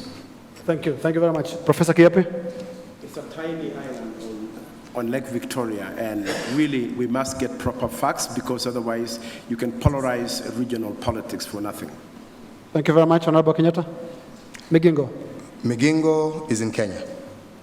However, the truth of the matter is that there exist disputes as a result of not having clear maps that have been registered at the UN. So I think what needs to be done is for all our borders, with our neighbors, to embark on an exercise that ensures that we demarcate all our borders and get these fully registered. I don't think it's a subject to go to war at. I think, and I do believe, through negotiation and discussion with our neighbors, that issue can be resolved. But in the longer term, I think what needs to be done is to ensure that all our boundaries are properly marked out and registered so as to prevent future conflict over boundaries. Thank you. Honorable Kenneth. Any demarcated part of our country must be safeguarded. Not a single inch. Despite the fact that we must practice good neighborhoodness with our countries, not a single inch of Kenya should be inched out to any person. Not any person should take a piece of our part. And I'll be very clear on that. As long as it's demarcated, we must fight for it. We must keep it in our country. Thank you very much. Honorable Mudavadi. Migingo is in Kenya. And all we need to do is to make sure that the instruments that deal with our external boundaries are properly registered, both within the United Nations system and equally within the African Union system, because that is where the element of confusion arises. But the fact of the matter is that Migingo is in Kenya, we must keep it in Kenya, and we must use diplomacy to convince our neighbors that there is no benefit whatsoever in trying to tamper with Migingo. Thank you very much. Honorable Karua. Migingo is in Kenya, and the joint survey that was conducted between Uganda and Kenya firmly found that Migingo was within our boundaries. What is not clear is why the current executive, of which we have 4 members here, has not moved to settle the issue. And settling the issue doesn't mean going to war. There are many diplomatic ways of settling the issue through international law, because we must respect the maps and the boundaries. So it is a letdown that the current executive has not claimed Migingo. As president, I would not let such a matter stay for such a long time. It needs to be resolved instant. Thank you. And there's a charge that Honorable Odinga should address as Prime Minister. Why have you done nothing about the Migingo issue? Well, Migingo, as the others have said, is in Kenya. We did actually discuss with the Ugandan government and set up a joint surveying team consisting of experts from Uganda and Kenya. That survey work has not been completed because of certain technical issues from the other side. Uganda is a friendly neighbor, and it's actually inconceivable that two countries could go to war over a piece of rock on the lake. We are trying to resolve this matter peacefully with Uganda, because we are now trying to move towards the East African Federation. So we don't want the related issue of Migingo to mar the relationship between Kenya and Uganda. And finally, the final say on the Migingo issue tonight goes to Paul Mwite. I think it is unacceptable that we should be forced as a country to be negotiating about Migingo when Uganda, a friendly country, is actually occupying. And they occupied recently. It was used to be occupied by Kenyans. And they are now being given orders by police officers, army officers from Uganda. I certainly would deploy the Navy. Uganda, fortunately, doesn't have a Navy. I'll take it there. Then we negotiate. After I've told the Ugandans who occupied wrongfully to go back, then the survey work can continue. And it is not just Migingo. We need also to resolve the issue of Elemi Triangle. We've got African Union, we've got the United Nations. Let us make our boundaries secure and then have our army to secure. Let's make every Kenyan within our boundaries secure. It is unacceptable that people can come from outside, go to Turkana, kill people, not once, twice, or three times. We must respect the life of every Kenyan within our boundaries. Thank you very much, Honorable Mwite. And indeed, that will be the final comment of part one of this presidential debate, coming to you live from the Brookhouse School here in Nairobi. And my colleague is here. Julie will be taking you through part two of the debate. I certainly will. 1.5 hours already gone, and another 1.5 hours or so to go. We will be coming back with your questions now. Thousands of questions came in. We collected them. We broke them down into thematic areas, and they will be presented to you. 3 questions presented to you tonight, and each of you will have an equal chance to address the public on the issues that are raised. What are your commitments to this country? How will you deliver? All that coming up on the way. Stay with the Kenya Presidential Debates 2013.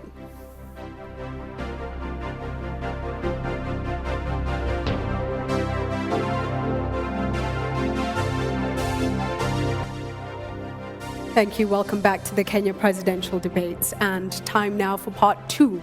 This is going to move quite fast. I hope the candidates are all ready. We're taking questions from members of the public who are with us tonight, and we start this session with a question from a gentleman based in Tana Delta area. Let's have Bwana Godana. Thank you so much. Go ahead with your question. Godana Dara.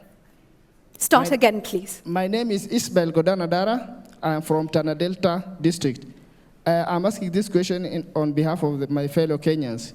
The problem of insecurity of late, we have observed a lot of women, a lot of children losing their lives because of insecurity. What are your future plans to curb this issue of insecurity in Kenya? Thank you so much to each of the candidates. It's clear that both the domestic issues and external forces as well have contributed greatly to an increase in insecurity in Kenya, along our borders and within the country as well. What does your administration pledge to do for each and every Kenyan, irrespective of locality, social status, age? What is your commitment to this country? I'm going to start in the middle with Peter Kenneth. Thank you, Julie. As your commander-in-chief, security will not be negotiable. It has to be absolute. Both internally and externally, if we have any threats. I've said in my plan, I will invest in security. I grew up in this Nairobi, when at that time, every police station around all cities had 20 police cars. 2 were reserve, 18 were on patrol, and they had to do 200 kilometers a night.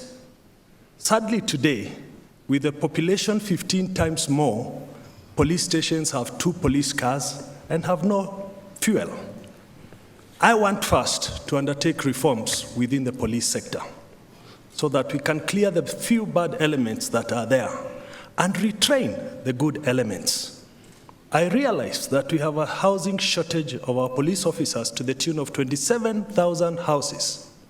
We have a shortage of 3,000 vehicles. Yet even the vehicles they have, they cannot undertake any patrols. It is a scandal, Julie, that our police officers can be killed in the manner they were killed in Baragoi by a better equipped cattle lustras. It is not acceptable. I will be hard on it.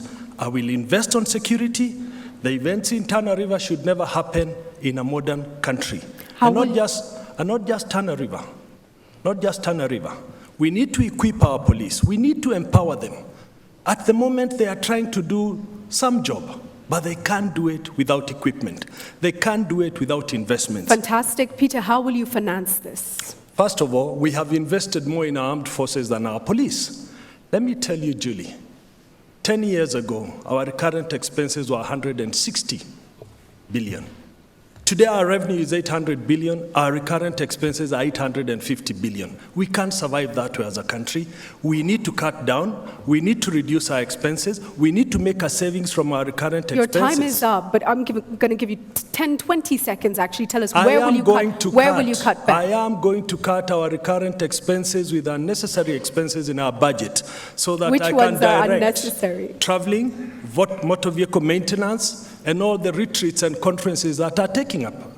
I can assure you, having looked at our recurrent expenses, Julie, we can save between 150 to 180 billion of the current recurrent expenses. Thank you. Let me come to Honorable Musalia Mudavadi now with the same question. Yes, first I would like to address Mr. Godana because he raised a very specific issue about Tana River. I was in Tana River area, Delta, early last week. And I want to state that they have a unique problem. Part of the problem is the economic situation and the communities that live there. One will have to have a multifaceted approach to this. You must create an environment where the communities are talking to each other and being able to resolve some of the issues without seeking violence. The other is a resource-based dilemma. We need to work on Tana River and the unique areas like Tana River in this country by making sure we can provide the basic issues, water, and be able to give them some of the very, very critical issues that they need so that they can avoid the conflict that they're going through. There was a commission that was put in place which is supposed to report on the causes of violence there. Up to this day, that report is not there. Do you feel much of the crime in this country is due to the struggle over resources? Yes, the Tana River area is a unique area. It's largely a resource-based conflict. Over and above that, then the politicians capitalize on it to inflame the situation. Now, the second aspect of it, because that is Tana River and some of the unique areas like Tana River.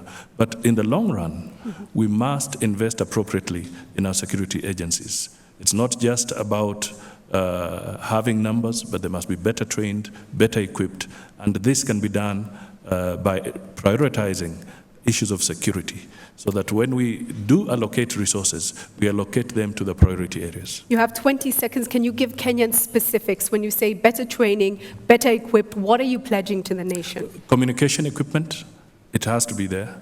The mobility of the police must be there. And then the training to be able to detect crime and get sensitivities of these issues before they occur. We must learn to create a situation where they can prevent. And to get the resources, I can tell you if we prioritize our programs and our projects, because there are some projects that we have in our budget, but they will take a long time to consummate. But we can rationalize our resources. Your time is up. And let me come to Martha now on the same issue. Martha, security critical, what would you do? I would invest not just in security, but in the root causes. One of the root causes is poverty and underdevelopment. We need good communication in the Tana Delta, both the roads and other means of communication, and this deters even pursuit of criminals when they strike, and the ability to detect. It's generally an area like no other, and it's very, very vast. I would invest in technology. There is technology that can help police or security agencies to police such areas without having to have a policeman at every corner.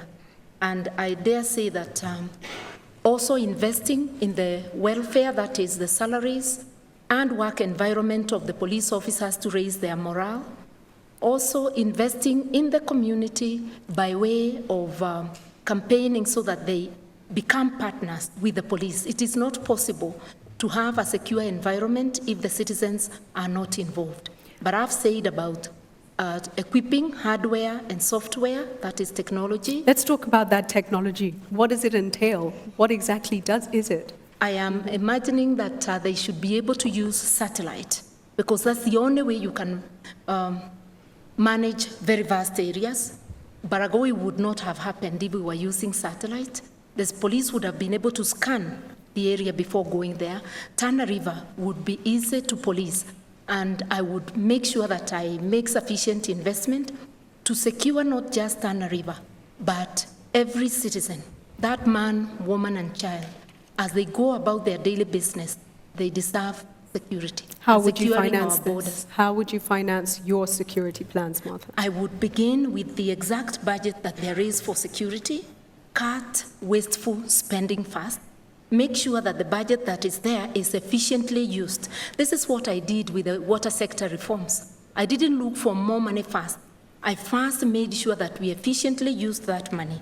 And within 3 years, I brought down the cost of boreholes from 6 million to 1.5 million. It is possible. I have to stop you there, but we'll come back to that issue of irresponsible or inefficient use of funds in our ministries. Honorable Raila Odinga. Security has got two aspects, external and internal. First, we must make sure that we have secure borders, because we have got insecurity which comes as a result of small arms that come across the border because of the conflict in our borders. Here, our armed forces are equal to the task, and I want to congratulate our armed forces in front of Kenyans tonight for the splendid job that they have done in Somalia in trying to secure our border with Somalia. Internally, we need to continue with the police reforms. We must reform our police so that the policing is efficient. The reforms which have been started need to be continued and completed so that we have a police that is more disciplined, better remunerated, better equipped, that can then discharge their responsibilities effectively. Let me ask this, Bwana PM, before you move on. As Prime Minister, what has happened in the Tana Delta, what we've seen in Baragoi, and many other parts of the country have happened under your watch. What's your comment on that? You see, there are certain historical issues that we also need to address, like the issue of the border dispute between the two counties, that is the Tana Delta the Tana County and Garissa County. All these need to be resolved. But you need to know that pastoralism as a way of life has now become unsustainable in the light of climate change. So we need to find a way of diversifying the economy of our pastoralists so that they can actually be able to exist in this light of this climate change. We still have now the cowboy culture, which was existing in the United States of America in the pre-industrial era. And this is still happening in our society today. Then we need to also improve community policing so that there is trust between the community and the police officers to be able to do proper policing. Finally, there's the issue of poverty. The insecurity which comes as a result of poverty can only be dealt with by dealing with poverty among our people. I'm going to come back to you because I think it would be great to have you give a comment to Godana, who is here today and has suffered at the hands of the insecurity on the government response and why perhaps it has failed to quell the issue. But let me come to Paul Mwite now. Paul, what's your stand on the issues of both domestic and regional security? First, as a commander-in-chief, I would take personal charge. And a powerful message will go out. It is no longer acceptable, it's not going to be tolerated for communities to take things into their own hands. I would deploy the GSU. If need be, I would deploy the army, because the message has to get across. Whatever disputes you have, let us resolve them as a nation, otherwise than through fighting each other's. So you'd be using a tough, I think a message needs to get across. Mm-hmm. Because if it doesn't, the communities next door would do it. Because that will give us time to invest in the police, the resources that my colleagues are talking about here, to retrain them, to vet them, and allow those who need to go home to go home. And finally, it will give us time to address the root causes of it all, which is poverty. You need to come up with economic policies that are going to open up the country and give opportunities to every Kenyan wherever they are. That is long term. So immediate is a message that this is no longer acceptable. Okay, a stern hand, a firm hand. Let me come to Mohammed first, and then I'll come through to Professor. And the Tana River. Our political party, Alliance for Real Change, guiding principle is honest service to humanity. In Kenya, we have the best intelligence. And the Kenyan intelligence can tell you why 12 elephants were killed in 30 minutes. They can tell you, and in the papers you saw and everybody read, that anybody, those who caused a problem on commotion and still causing in Tana River were they were moved. They were moved to the place. So when security officers cannot do their work because of poor governance, then the only solution is they should be uprooted and you get a clean team. The other thing is, I asked so many Kenyans, why is this problem recurring? And it is only in Kenya where 80% are Christians and 20% others. But you walk for 2 minutes and you see a board, Mganga. Mohammed, so, I'm going to stop you there. I'm going to stop you there and ask you to address the question, which was, what would your government do? They say the problem in Tana River will continue because some of these leaders are devil worshippers. So what would your government do to resolve this situation? The only thing is we implement the constitution. Let every Kenyan officer, let every Kenyan employee, anybody employed in Kenya to serve, it should be given the mandate to fulfill the obligation. We are very innocent Kenyans. When we hear the alarm of an ambulance, we keep aside. Maybe it is not a sick person taken to the hospital, and it is rolls kilos of bunk. Okay, I still. So what I will do is to put the right thing. We will call a spade and not a big spoon. Everything. The judiciary has its function, the executive has its function, the Kenyan constitution is very clear. There's nothing like this or this used to happen, no. We need to put everything in place. Implementation, you're saying, will work. Professor, go ahead, please. Julie, what happened in Tana River was totally unacceptable because it went on for almost 3 months and the government seemed almost unable to contain it. If I was president today and there is any problem anywhere in Kenya, I will ask the cabinet secretary in charge or myself to report to that place and stay there until the problem is solved. Before you address the long-term issues like unemployment, economic disparities, conflicts over resources, you've got to contain the problem immediately. You've got to save lives. We have got also to involve people. Look at the case in Nairobi where there is a bomb blast. Everybody rushes there.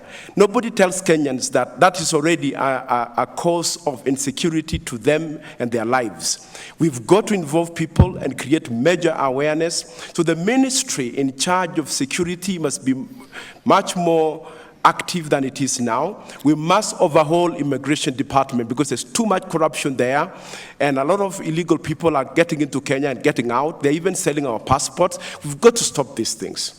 And corruption is the single most important cause of insecurity in Kenya. If we stop it and become serious, we can stop it. How will you stop it? You know, a lot of these cartels are entrenched, and if what we've heard from... I think number one, I will require all the security agencies to be clearly coordinated and a line of command established with one person who will be able to call the shots, because right now they're going in different directions. 2, we will make sure that we give them the tools and capacity. 3, the people themselves are the first line of defense. Let's engage the people in security matters. Okay, let me come now to Uhuru Kenyatta. And the Jubilee Manifesto goes into quite a bit of detail. It talks about, for instance, 15,000 new recruits a year. Tell us more about your plans, and are they too ambitious, perhaps? I think first and foremost, let me address Ismail himself and say that indeed the happenings in Tana River are most unfortunate.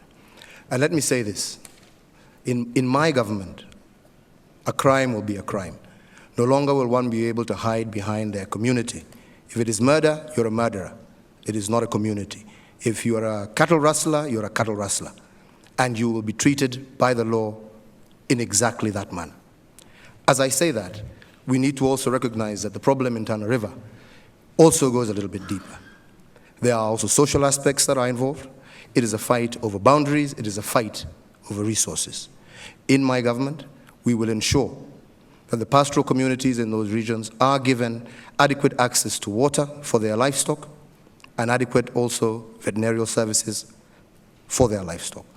We will ensure for our farming communities also in the region that we will expand the irrigation programs that were initiated by this government while I was at the Ministry of Finance and my running mate William Ruto was in the Ministry of Agriculture. We will seek to expand irrigation in those areas so as to reduce the potential areas of conflict. That said and done, insecurity is not just a problem of Tana River. It's a national problem. We need to be able to address it. I don't think we need to change our pastoral communities per se. I think we can turn our livestock industry into a productive sector. We need to train, to re-educate our pastoral farmers. We need to be able to ensure that we give them improved range management, water supply, so that, in short, they don't have to travel all those great distances. We need to commercialize our livestock farming. That said and done, to also reduce incidences of cattle rustling. I think using modern technology, for example, chipping or implanting chips in our livestock would go a long way in helping track those animals and track culprits. Thank you. Your time is up. You've gone into detail on the pastoralist issue, but we will try and go into more on security in just a moment, because I'm going to put another question to each of you. We're speaking of security as we head into an election, and we all know what happened in 2007, 2008.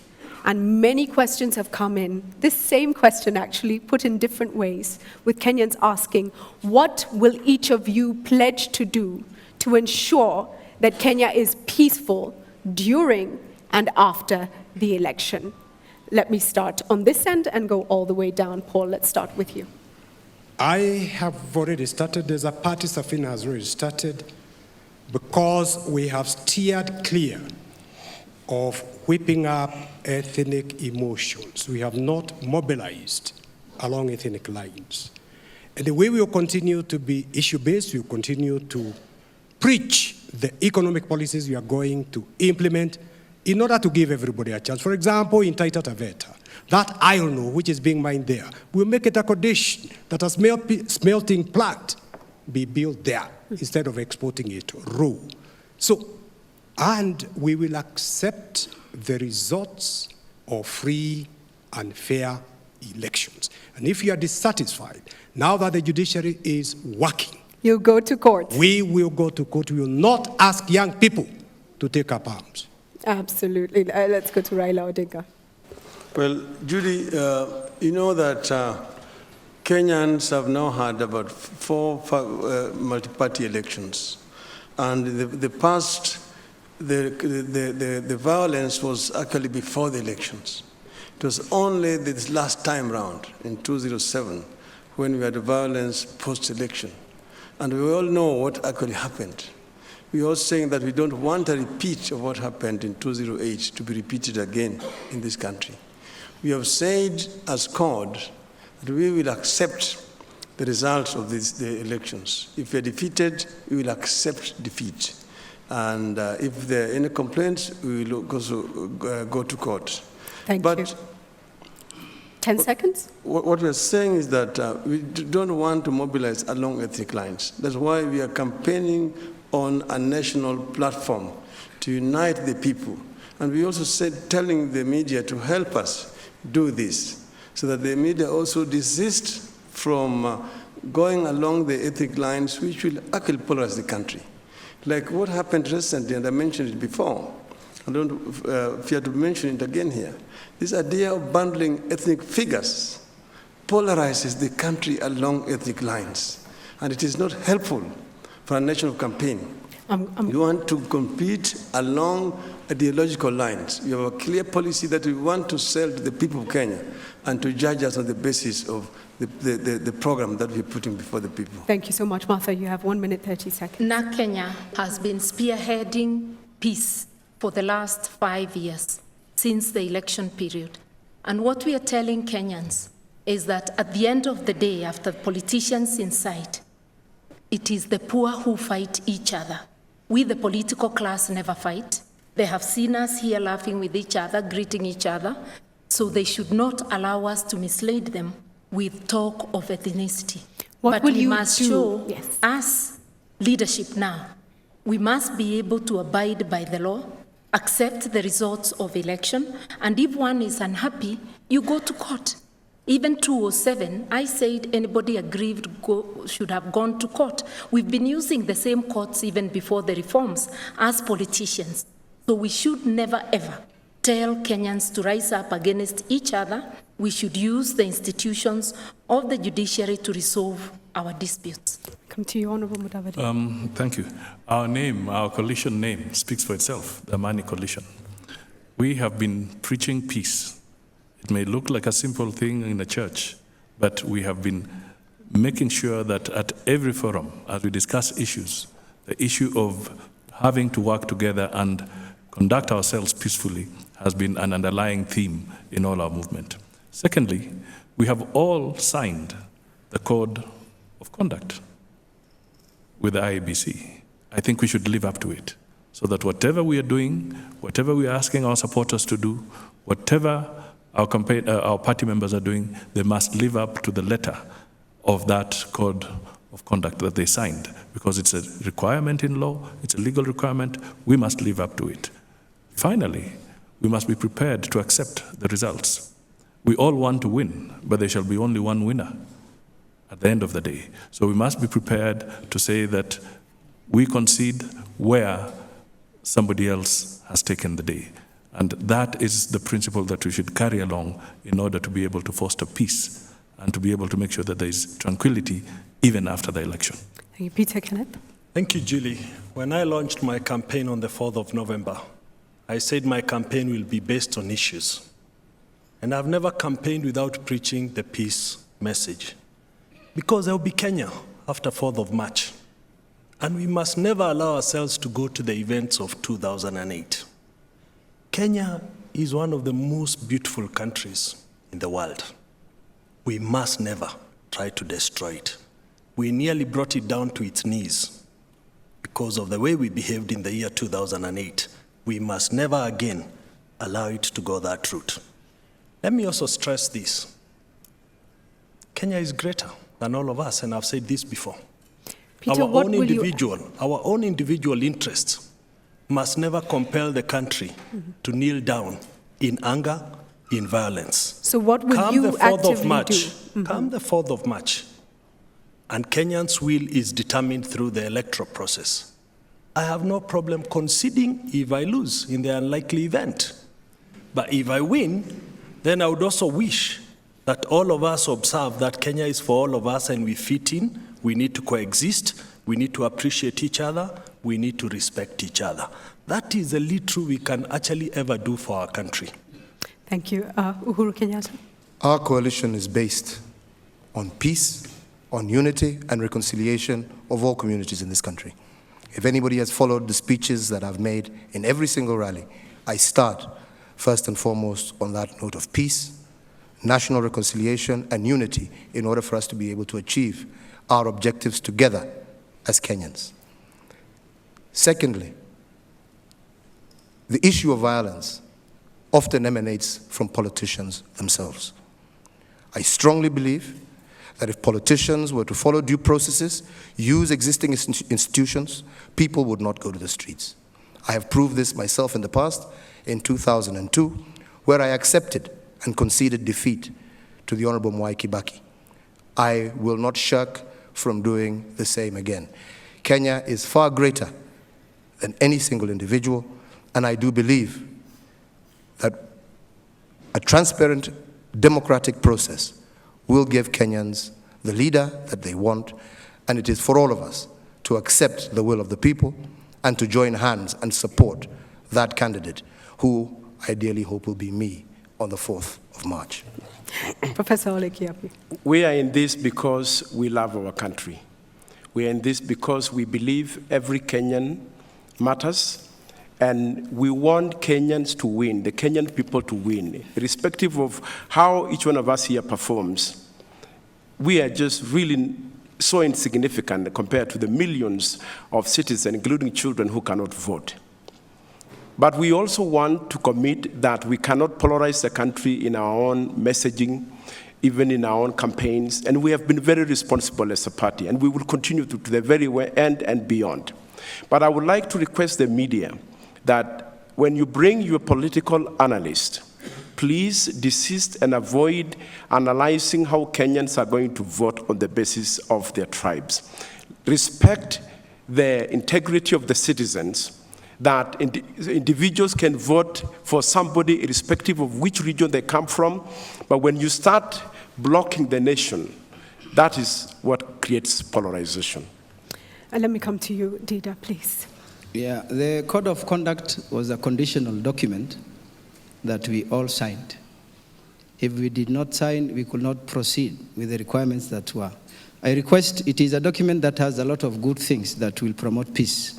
For those who signed and did not read, let's read it again. And for Kenyans, it is also a document that not the leaders need to go through, it is for everybody. It promotes peace. Number two, we have the national anthem. We need to look at the contents of the national anthem. And in relation to the national anthem, which is a prayer that is recited, we have any piece of art originates from the author. This world, we are just acting, but it has the God who manages everything. If we get wrong leaders, is because we are not sincere. And Mwalimu, those are words of wisdom. You do have more time, but I want to ask, what will you actively do to ensure that we do have a peaceful nation? I will propagate after the Code of Conduct and its content, and it has self-discipline has to be inculcated. You have to be disciplined. And what this aspect, I don't know why people run away from God. God has designed, and he knows who will be the president of this country. God knows the present, the future. If you get it, then it is God who has realized that you are qualified. And if you did not get it, God has seen that you are not qualified, accept the defeat. And I also concur with President Barack Obama that we should not solve our difference in the streets. We need to solve it amicably, following the right procedures. Accepting defeat and going through the legal processes, not to the streets. Thank you. We have another question from a teacher, and her name is Irene. Please go ahead with your question. Good evening. My name is Irene Omangi. I am a high school teacher. My question is on education. I would like the presidential aspirants to let us know that what they will do to ensure that the children who leave primary school transit into high school. Because as we saw last week, quite a large number of those children will not get positions in secondary school, and that will mean that they will not get a basic education. What will your governments do to ensure that this problem is clearly solved? Thank you so much for that. I think on the issue of education, if we look back over the past few years in terms of enrollment, we've achieved something as a nation. We have huge challenges when it comes to transition from primary to secondary, but also transition from secondary to higher education. And we're losing hundreds of thousands of students. And where do they go? Big issue, probably also becomes a security issue. You know, Professor Kiapi, I am looking at you. This was your docket before you resigned. Julie, the saddest day for me when I was a PS of education was the day when a little boy in Kericho County committed suicide because he didn't make the marks or enough to go to secondary school. But the reason really is that we don't have enough classes in secondary. We have been working to reduce them. 2 years ago, 250,000 students dropped out of standard 8. This year, 110,000 students will not go to Form 1. What I will do, if elected president, next year, I will take 3 billion Kenya shillings and go to 3,000 district day schools and build a classroom that will take in approximately 150,000 children, and you can mob them in.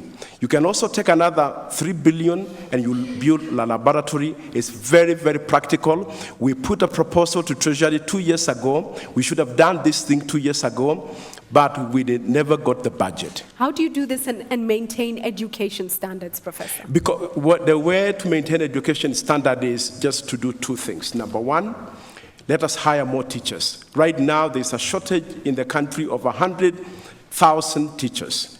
And I would like to hire 20,000 teachers every year at a bill of about 7 billion per year.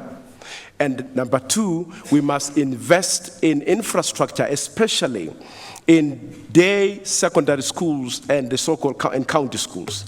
Because right now, there's a big disparity between national schools, county schools, and day secondary schools. Some schools have everything, others have no classrooms, enough classrooms, or even laboratories. If we invest in the physical infrastructure and teachers, the quality will begin to go up. Let's thank President Kibaki for bringing kids into the education system in terms of access. Thank you. Let me come to you, Uhuru Kenyatta, on this issue. Our manifesto on this is very clear.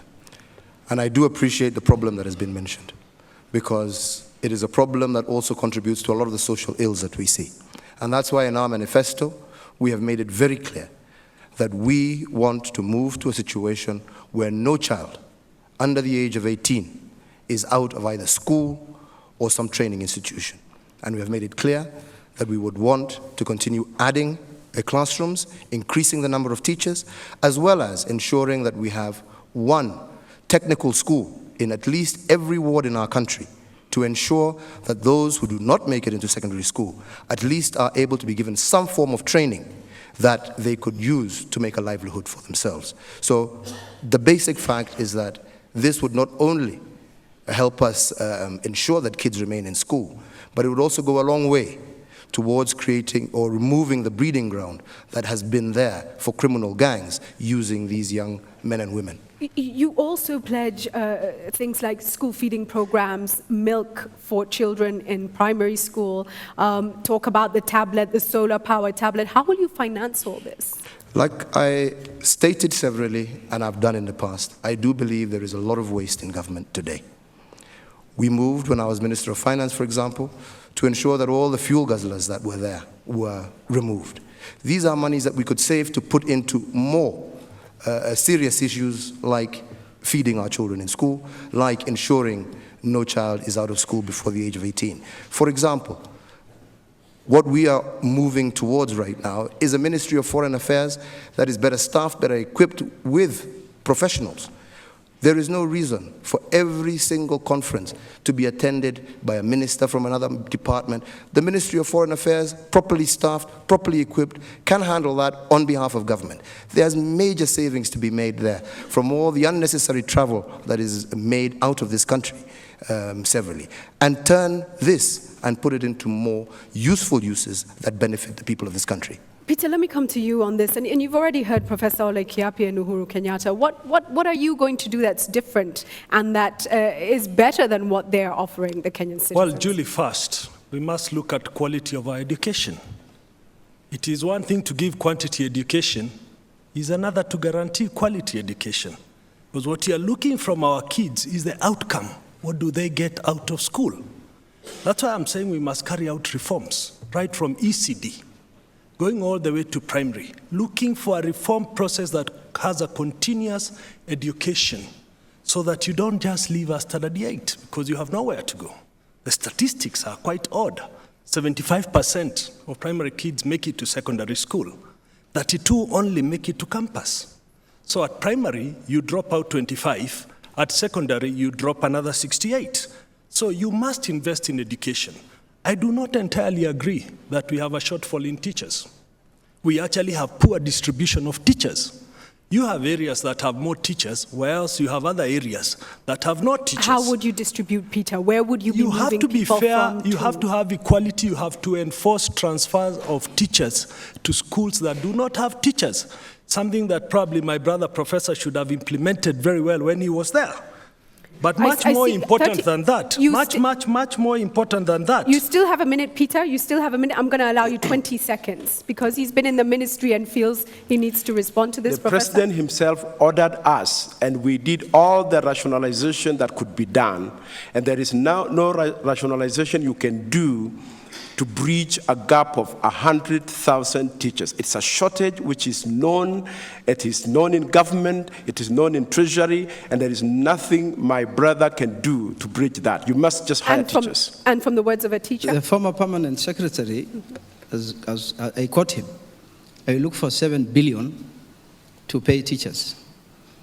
How do you want to pay, as proposed by the Salaries Commission, 14.73 billion to 3,650 officers, and you pay 7 billion to 500,000 teachers? Is that fair?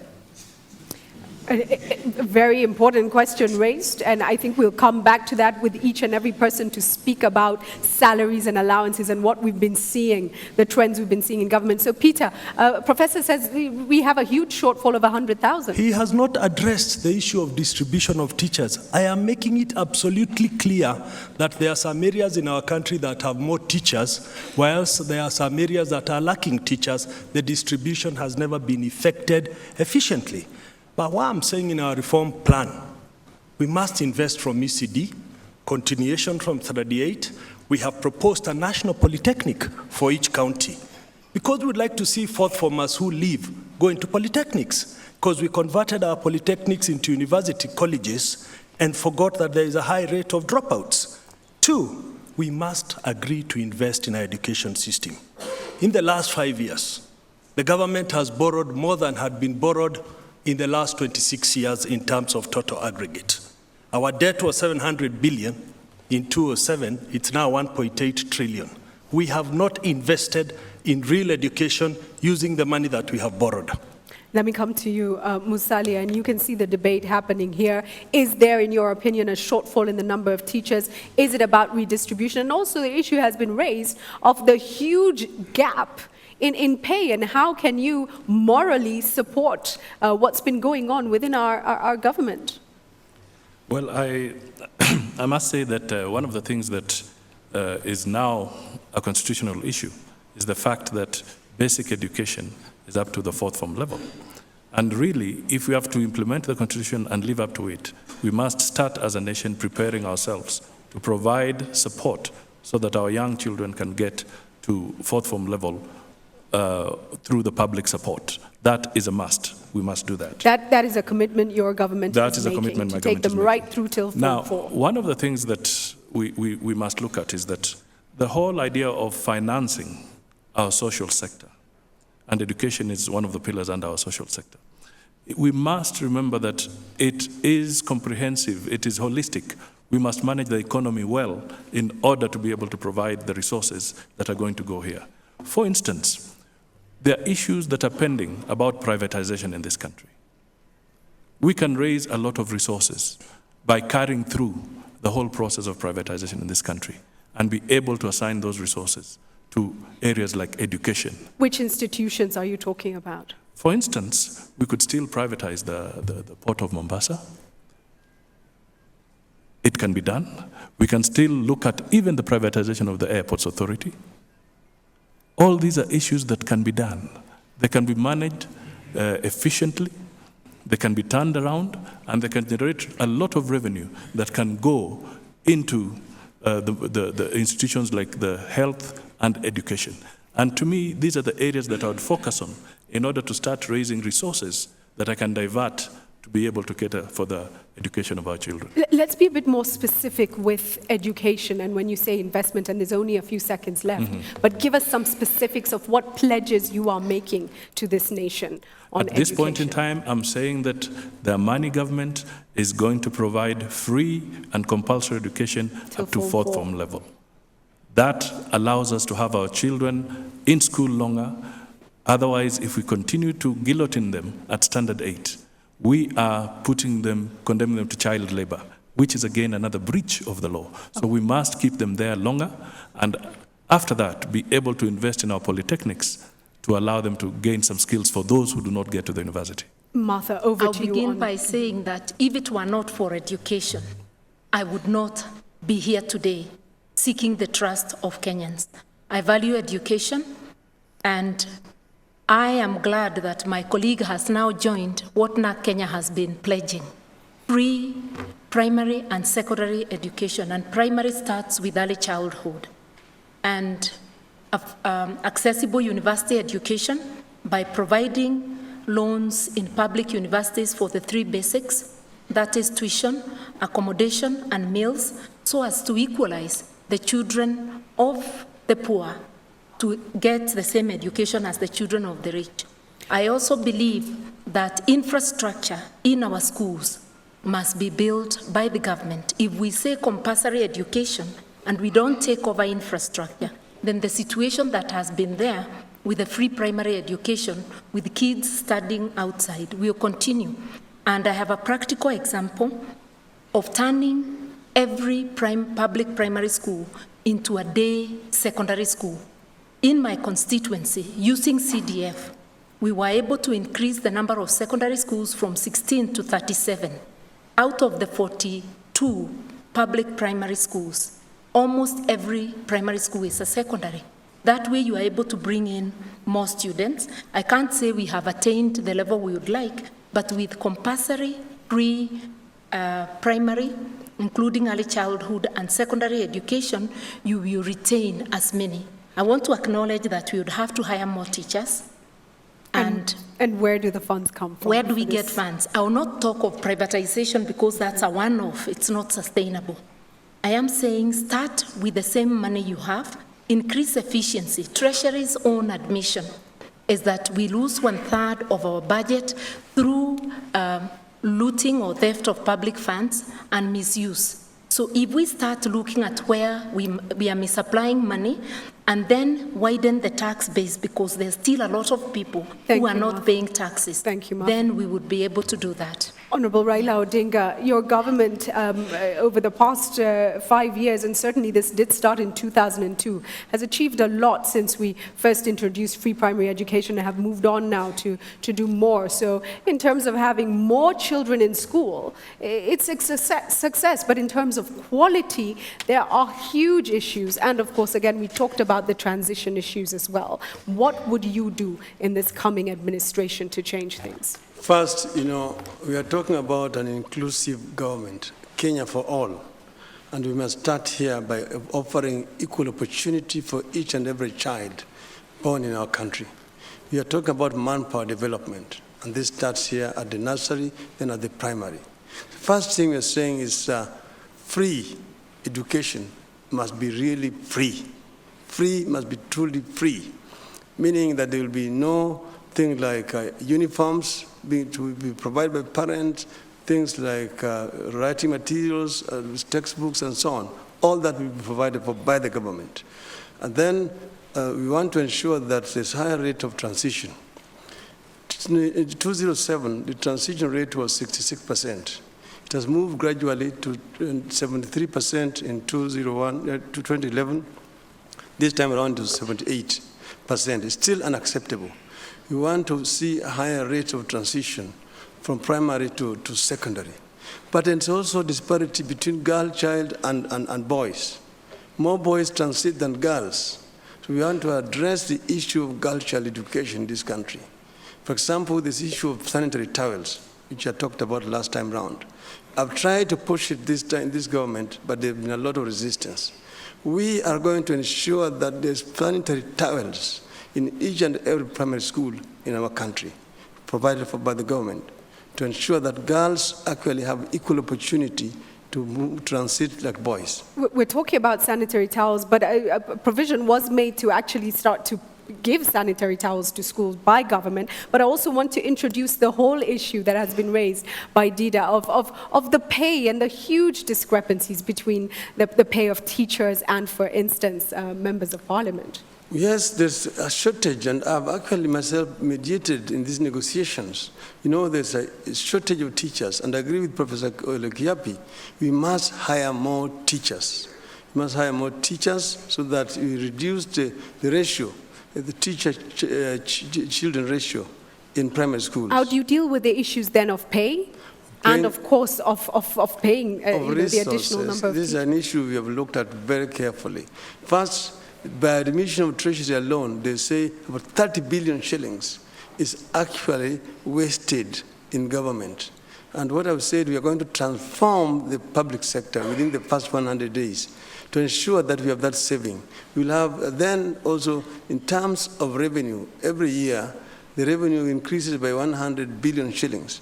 So we will divert about 1/3 of that revenue to primary and secondary education to ensure that our children get quality education right through to secondary. Thank you. Let me allow Martha to come in here. My problem is that just looking at the campaign of my learned colleague and the lavish spending of that campaign and most of the campaigns of my colleagues here, except a few, I am just wondering if they continue with that lavish spending, where will the money come from? When I say that we will ensure that theft of public funds and abuse is curbed, I have practiced it in my campaign. So how is my honorable colleague Raila going to do that? Honorable Raila, I'll allow you to respond to that. Campaign time is campaign time.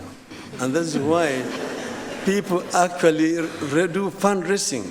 Look at the amount of money they used in the US campaign recently, the Romney and the Obama campaign. You raise money from friends because you have to reach the rest of the country.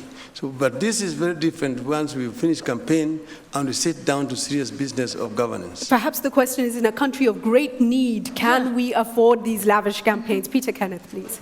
Prime Minister, he's just admitted here that government has owned up to losing 30 billion shillings per year, which I actually think is much higher than that. What is it did he do as a principal to ensure we do not lose that for 30 years? And what is it he would do differently so that we can have these funds going to certain critical areas of socioeconomy in our country? I was coming actually to Paul Mwite's education promise with that question, but I will allow the Prime Minister 30 seconds to respond to that and then come to Paul Mwite with that issue and also the education issue. But first, Honorable Raila, you've been asked a question by Peter Kenneth. 30 billion, you say? And what have you done about it? My friend actually knows, he's been an assistant minister. He was in the Treasury, then was now in planning this last time around. And he knows the challenges that come with running a coalition government, particularly a ground coalition government. I have been charged with the responsibility of supervising and coordinating. But there are certain other areas where there's impunity and there's very little that as a principle you can do. And that is known. The former Minister of Finance, Honorable Uhuru Kenyatta, has just admitted that is this kind of wastage in the finance ministry, but it does not tell us what it did. Let me come straight to Uhuru. Go ahead. You have admitted there is wastage as well, and what have you been doing about it? Thank you. Yeah, I don't run away from the problem. The truth is that, indeed, there is a lot of wastage in government. And like I said, my record on that is very clear. I tried various endeavors to curb that excessive spending, especially with regard to the vehicles that I mentioned, trying to reduce on trips. And let's put it on record, the trips that we're even trying to reduce, the biggest spender on foreign trips in the government of Kenya, this coalition government, is the office of the Honorable Prime Minister. I'm going to come back to the Prime Minister before I do. The most important aspect is that it was under my tenure that we introduced the integrated financial management systems, all aimed at ensuring we have better management and better financial accountability of our resources. Okay, so that's something practical that I can say I've done, moving in towards the direction of ensuring that we curb wastefulness in government. Let me come back to you, Honorable Raila Odinga. Yes. The accusation is that your office, in fact, is a big spender. The reason why whenever the Prime Minister goes out of the country, like even the President, he goes with a bigger entourage because he goes with several other ministers. And he always goes out there to try to negotiate funding for the country. So what my office has brought back into this country is far much larger than the little amount that was spent in taking delegations out of this country. So indeed you're saying you do spend more. I see your hand, Martha. I'm going to come first to Dida and then to yourself, Martha. You know, one shocking thing, the lady asked about children who completed their 8 and how they can move ahead. Mm-hmm. You can talk about children when you have them. You can talk about children when you have them. That's one. 2, 90% of children in primary schools attend the public primary schools. How many of them have their children in the public schools, primary schools? Let me ask that question, and I'm doubting that hands will go up. But how many of you have children in school? First of all, how many of you have children in primary or secondary school? Mine have finished. My daughter is in secondary. Okay, thank you. So you're not so old. How many of you have them in public secondary schools? One hand, Professor Ole Kiapi and Mwalimu. The football team are there. Yes. I'll come back to you in just a moment for your plans for education. Martha, very quickly, and then I'm going to... I just wanted to tell my colleagues, and especially the Prime Minister, Honorable Raila, it is possible to negotiate for the country the loans you do, which thank you very much. But be efficient, carry a lean, mean delegation. Let's not waste funds. A quick 10-second response, please. I always do that. The members of my delegation are people who add value to the trips. I don't just take people on the joyrides. They all come because they have something to contribute during the trips. Thank you. Peter, 10 seconds. Yes, I think, Julie, we are going around this question. Mm-hmm. When I left Treasury in 2008, January, the total borrowing was 700 billion. Right now, the borrowing is 1.8 trillion.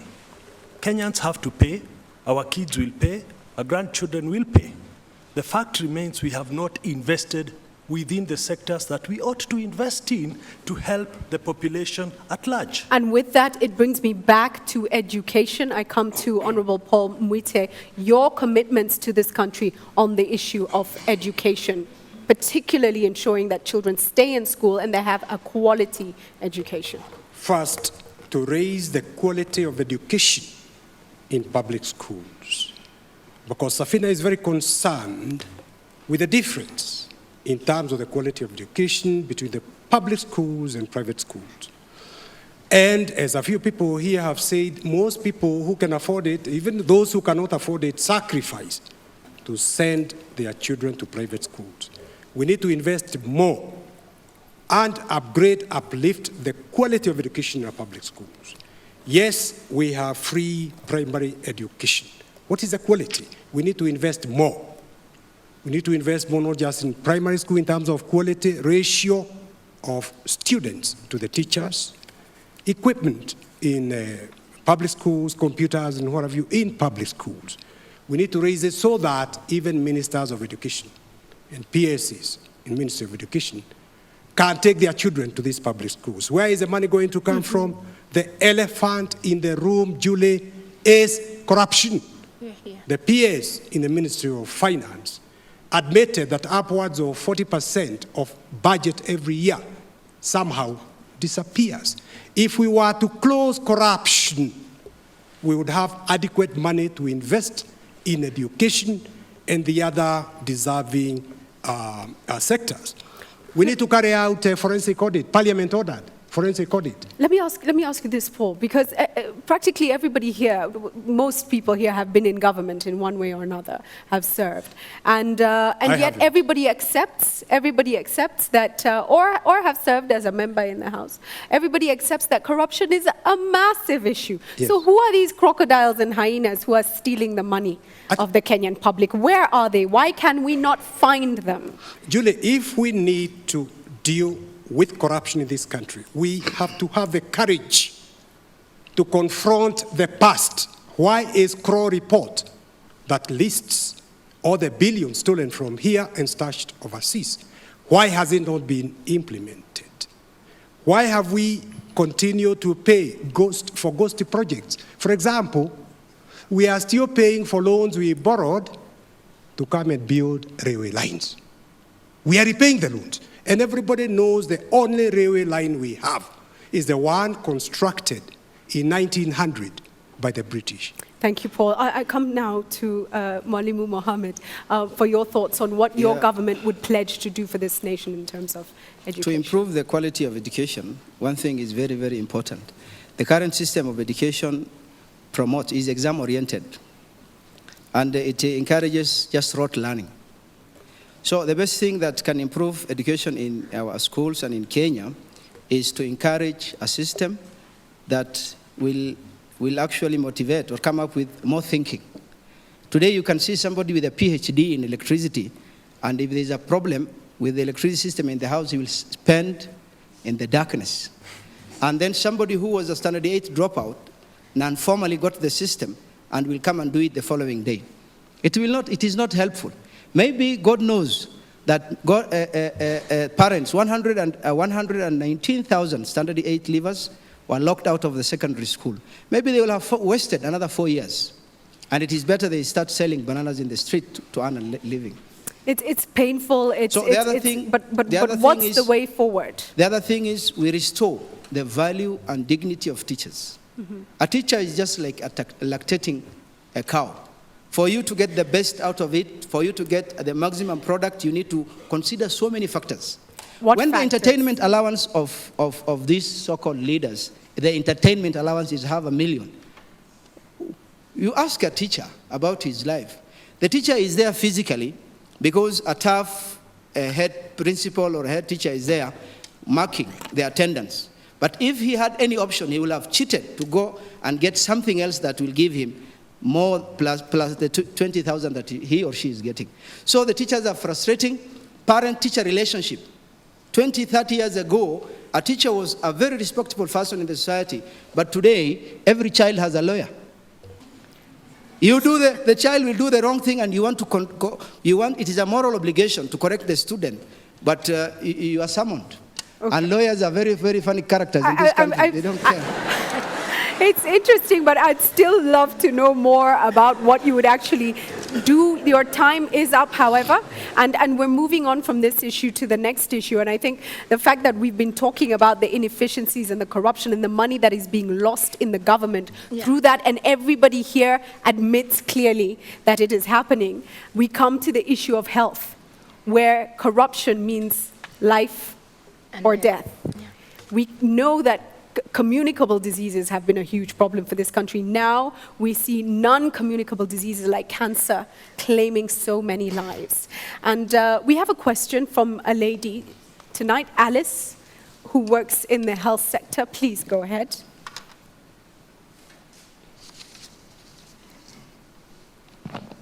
Hello. Please hold your mic up. Yes. Hello. I'm glad to see you. So my name is Alice Shundu from health sector, and I will not be complete without talking about a patient, health service provider, and the community who are partakers of the services. So my first question will be on the services. So what do we intend to improve?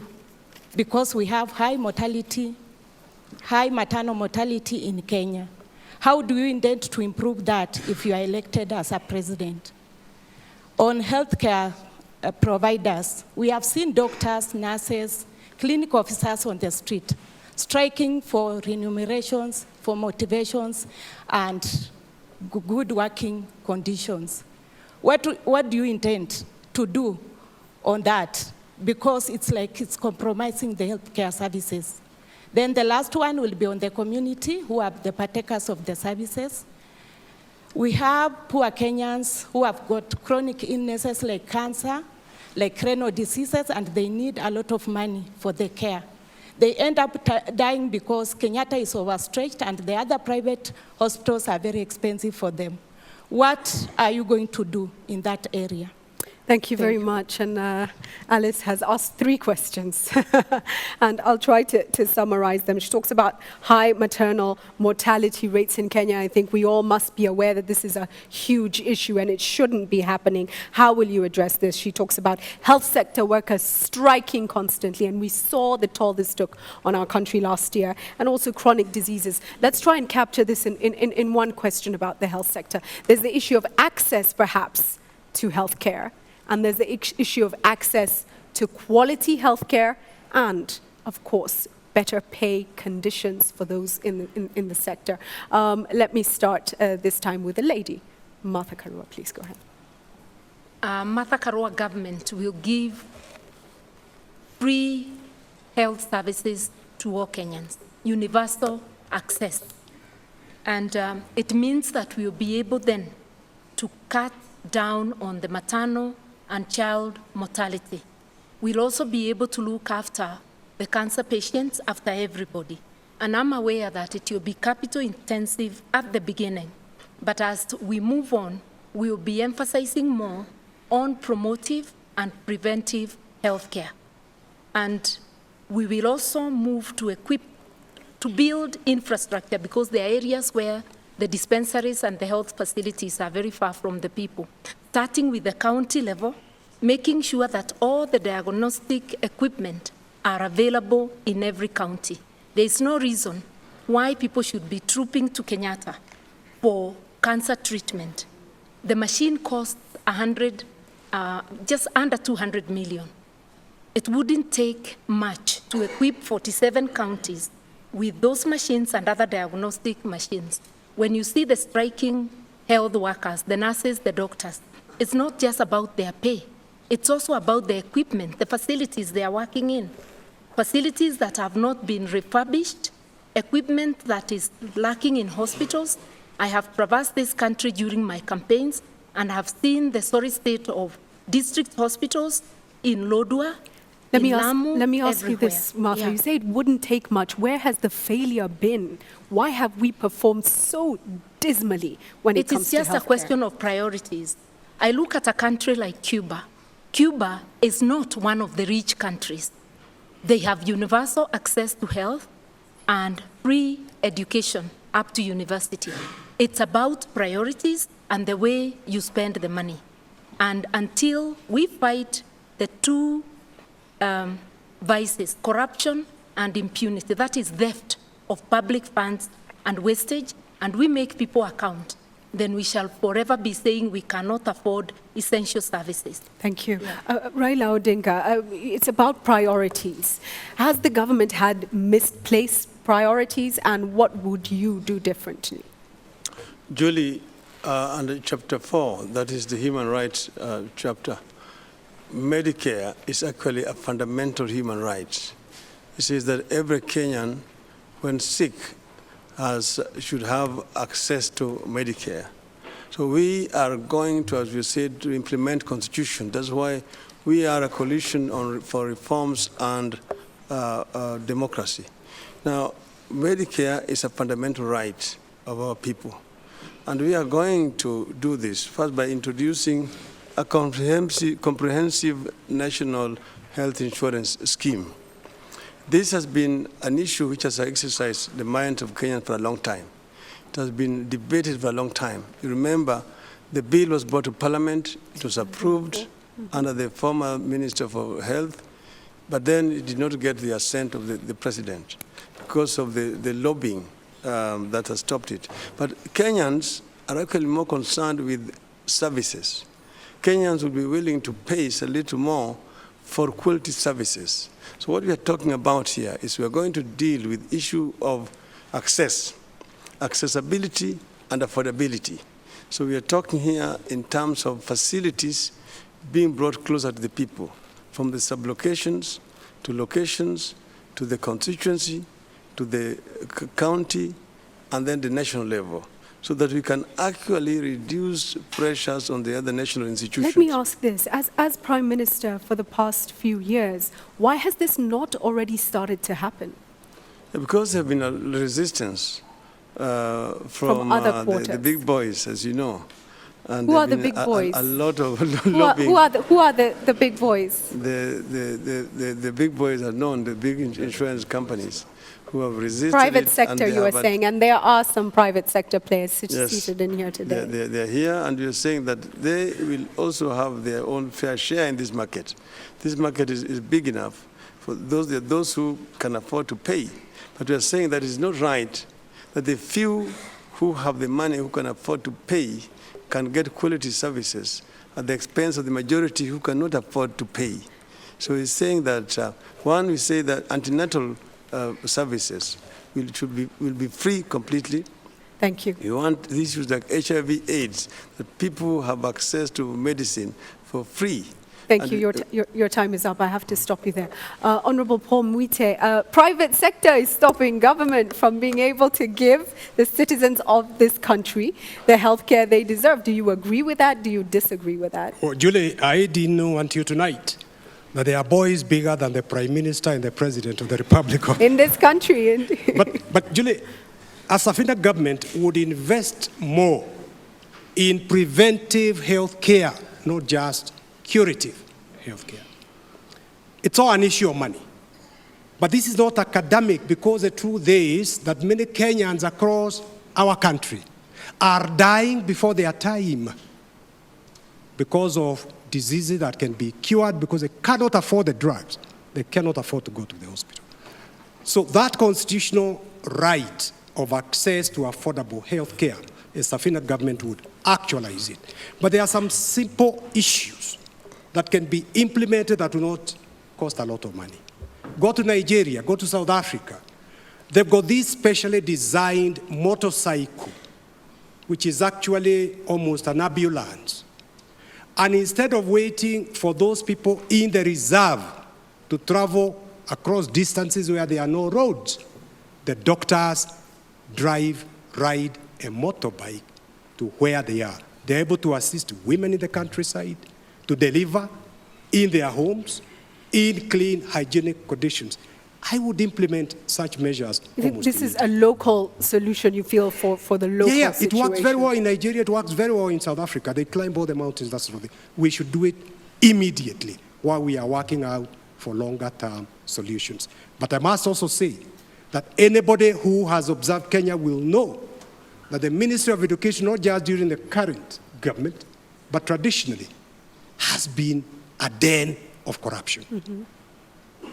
And you leave it at that. That needs to be cleaned up. And if you want to deal with corruption, you must address past corruption so as to send the message impunity will no longer be tolerated. Thank you. And I come to this side. Dida, please go ahead. I see Peter Kenneth's hand up. We can talk about... Professor, in a moment, sorry. We can talk about so many referral hospitals. In fact, one in each county. We can also talk about training so many personnel, medical. But the whole thing is how, to what degree, the magnitude of sincerity. In fact, Kenyans were very happy when the new constitution was in place. But the first step was to give 3,000 plus state officers 14 billion. And the president is not there. The ministers are not there. The cabinet is not there. Nurses are in the street. We have a problem. We are hungry. You don't look at them. You start preparing the stage for people who are not, characters who are not there. What I will do, that is cost effective. Yes. My government will come up with what we call preventive medicine. A simple policy that every Kenyan should test, and this is in philosophy and religious studies. If you want to be healthy, eat when you're hungry. This timetable, I don't know who brought it, breakfast, lunch, dinner, and then the dinner you come up with phase 1 where you take soup and mushroom, and then phase 2, phase 3. What will you do? If you want to be saved from corrupt leaders, if you want to be saved from corrupt leaders, you adopt preventive medicine. Principle number 1, eat when you feel the pangs of hunger. Number 2, when you feel the pangs of hunger, don't fill your belly with food. You eat every githeri and then there is no space for water. You need to give a third water, a third food, and then a third breathing space. You're saying practical living. You're saying... What my government will encourage is preventive medicine. You will not even be forced to go and stand before corrupt... You know, this is a century. Imagine, after so many years of leadership, we are treating jiggers and we are planning to wash hands. And then we still say, we want to do this and this. Where were you? And who is the government? Thank you. It is a shame that we are dealing with jiggers in this great country of ours at this point in time. Professor, and particularly because you've been in that ministry, you've talked about corruption in the ministry, you've talked about cartels, and we've all accepted here the cost of corruption in this country. What would you then do? First of all, we have a very serious problem, and the biggest challenge is that the health budget right now is only 6% of the national budget against the Abuja declaration of 15%. So we are not even halfway. Number 2, right now we have 22,500 doctors in public hospital against 7,500. 23,000 nurses against the WHO requirement of 60,000. So if you want to improve maternal, the health outcomes and reduce this maternal mortality and infant mortality, you got to increase the number of workers and improve remuneration. And I agree with him that we must adjust salaries from the top all the way down until they are right. But having said that, I will do 3 things to improve the health sector. Number 1, is to get doctors to go down to primary health facilities, because that's really the first line of attack. Right now, all our doctors are waiting at the tertiary or second level. So a lot of people, by the time they reach there, already complicated cases. Number 2, we go into the issue of prevention, which must be linked to environment and what he's talking about, food quality, and that is community awareness. And number 3, must involve management, because there's a lot of waste in the system, not only in terms of corruption, but also even managing the resources that we are sending in. I'm going to stop you. And finally, we must stop high dependency on donors for HIV/AIDS. Right now, 95% of the treatment for HIV/AIDS is from donors. It's from donors. Please go ahead, Dieter, your hand was up. Yeah, there's a student from Lenana School. After going to the university, he had his degree in pharmacy and was posted to Garissa District Hospital as a pharmacist. But he received, he called me and was asking me, I was asked to sign that I have received certain number of cartons of medicine. And in the real sense, what was presented to him were 5. Then he was asking me, when he insisted that he won't, this was the medical provisional at that time told him, please, if you want to save your job, just sign. Sign. And this is the corruption, because it is in provision where do you take of medical... You train these staffs, where do you take them? Let me come to you, Uhuru Kenyatta, on this very serious issue. Lives are being lost. It is a painful thing, especially in a country where we're seeing cancer, diabetes, asthma now on the rise. And even now, I think the cancer now as a killer has overtaken tuberculosis and HIV/AIDS combined. What would your government do? I think first and foremost is the recognition that we need to ensure we have a healthy nation. And indeed, we are seeing a huge increase in especially cancer and tuberculosis and other lesser but preventable diseases rising. That said and done, I think our manifesto is very clear. We have indicated that we want to move in the shortest possible time to a regime of universal health care. But we're not saying that we're going to wait until then. We're saying that immediately we want to be able to ensure that all our health centers, our dispensaries, are free to our citizens. Furthermore, we have gone ahead. No cost at all. We have gone ahead and said that when it comes to maternal health care, and in order to reduce both child and maternal mortality, we are saying that no woman will be charged at a public institution for having to have her delivery. This, to me, is the beginning. And again, it may sound ambitious, but this is something that we have actually practically tried when we had the economic stimulus program, for example. And we managed to build a health center in every constituency in the country with a wing dedicated for maternal health care. This is a program that we want to continue and will continue. Uhuru, with entrenched cartels, this is the reality we're dealing with. How do you deal with that? How do you have to ensure that at the public level you have the right facilities with the proper equipment.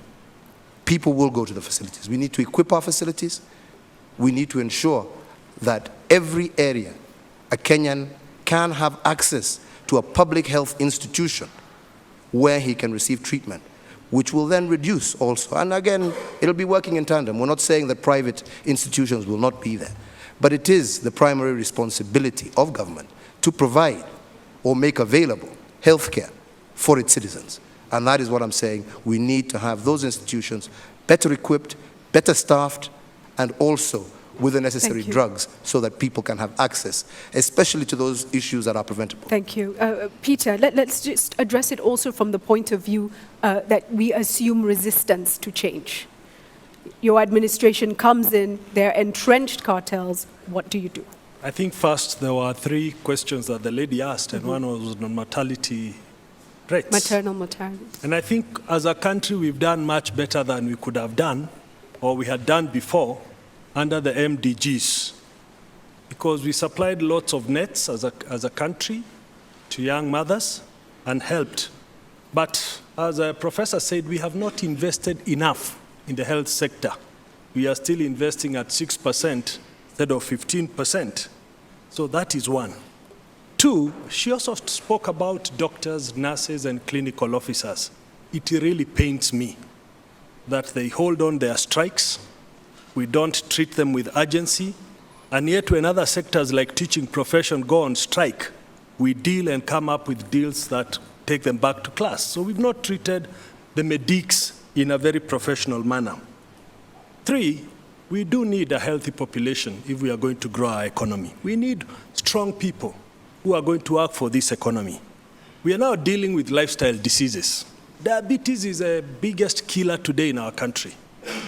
Our women are dying of breast cancer, cervical cancer. Our men are dying of prostate cancers. Things that we can be able to deal with and diminish from our society if we invest in our medical healthcare system. My plan has been very clear. I want to put up another 45 referral hospitals in the 45 counties that do not have, so that we can decentralize into counties, so that they can take care of level 4, level 5 health centers and dispensaries. Julie, I grew up in a system that was working. It has worked before. I went to a city council dispensary. It worked. I went to a city council health center. It worked. And then the cartels came. The problem that arose is that we stopped investing in the health sector. It became overstretched. The population grew, but we did not invest. Okay, I'm going to come to Honorable Musalia Mudavadi. Your responses to the issues at hand. Yes, there are quite a number of issues. One, the constitutional provisions clearly say that the mandate of the county governments will be to deal with some aspects of health. And our colleagues have spoken here, but they have not realized that. So some of the things they are promising in the context of the national government, when you look at the constitutional provision, are now going to be the domain of the county governments. So we need to be very careful and make sure that we are placing responsibility where it lies. So one of the things that needs to be done, especially for the basic health care, we must then work very closely with the county governments that are going to be in place, because the responsibility of providing health will be there. Now, the other aspect that needs to come out very clearly is that issues of maternity health, maternal mortality rate, we need to invest in a few other things. I was in Kizingitini, right at the far-flung end of Pate Island in Lamu County, and I met a nurse, and she told me we don't have water Here, water is shipped by the DAOs so that they can get it in hospital.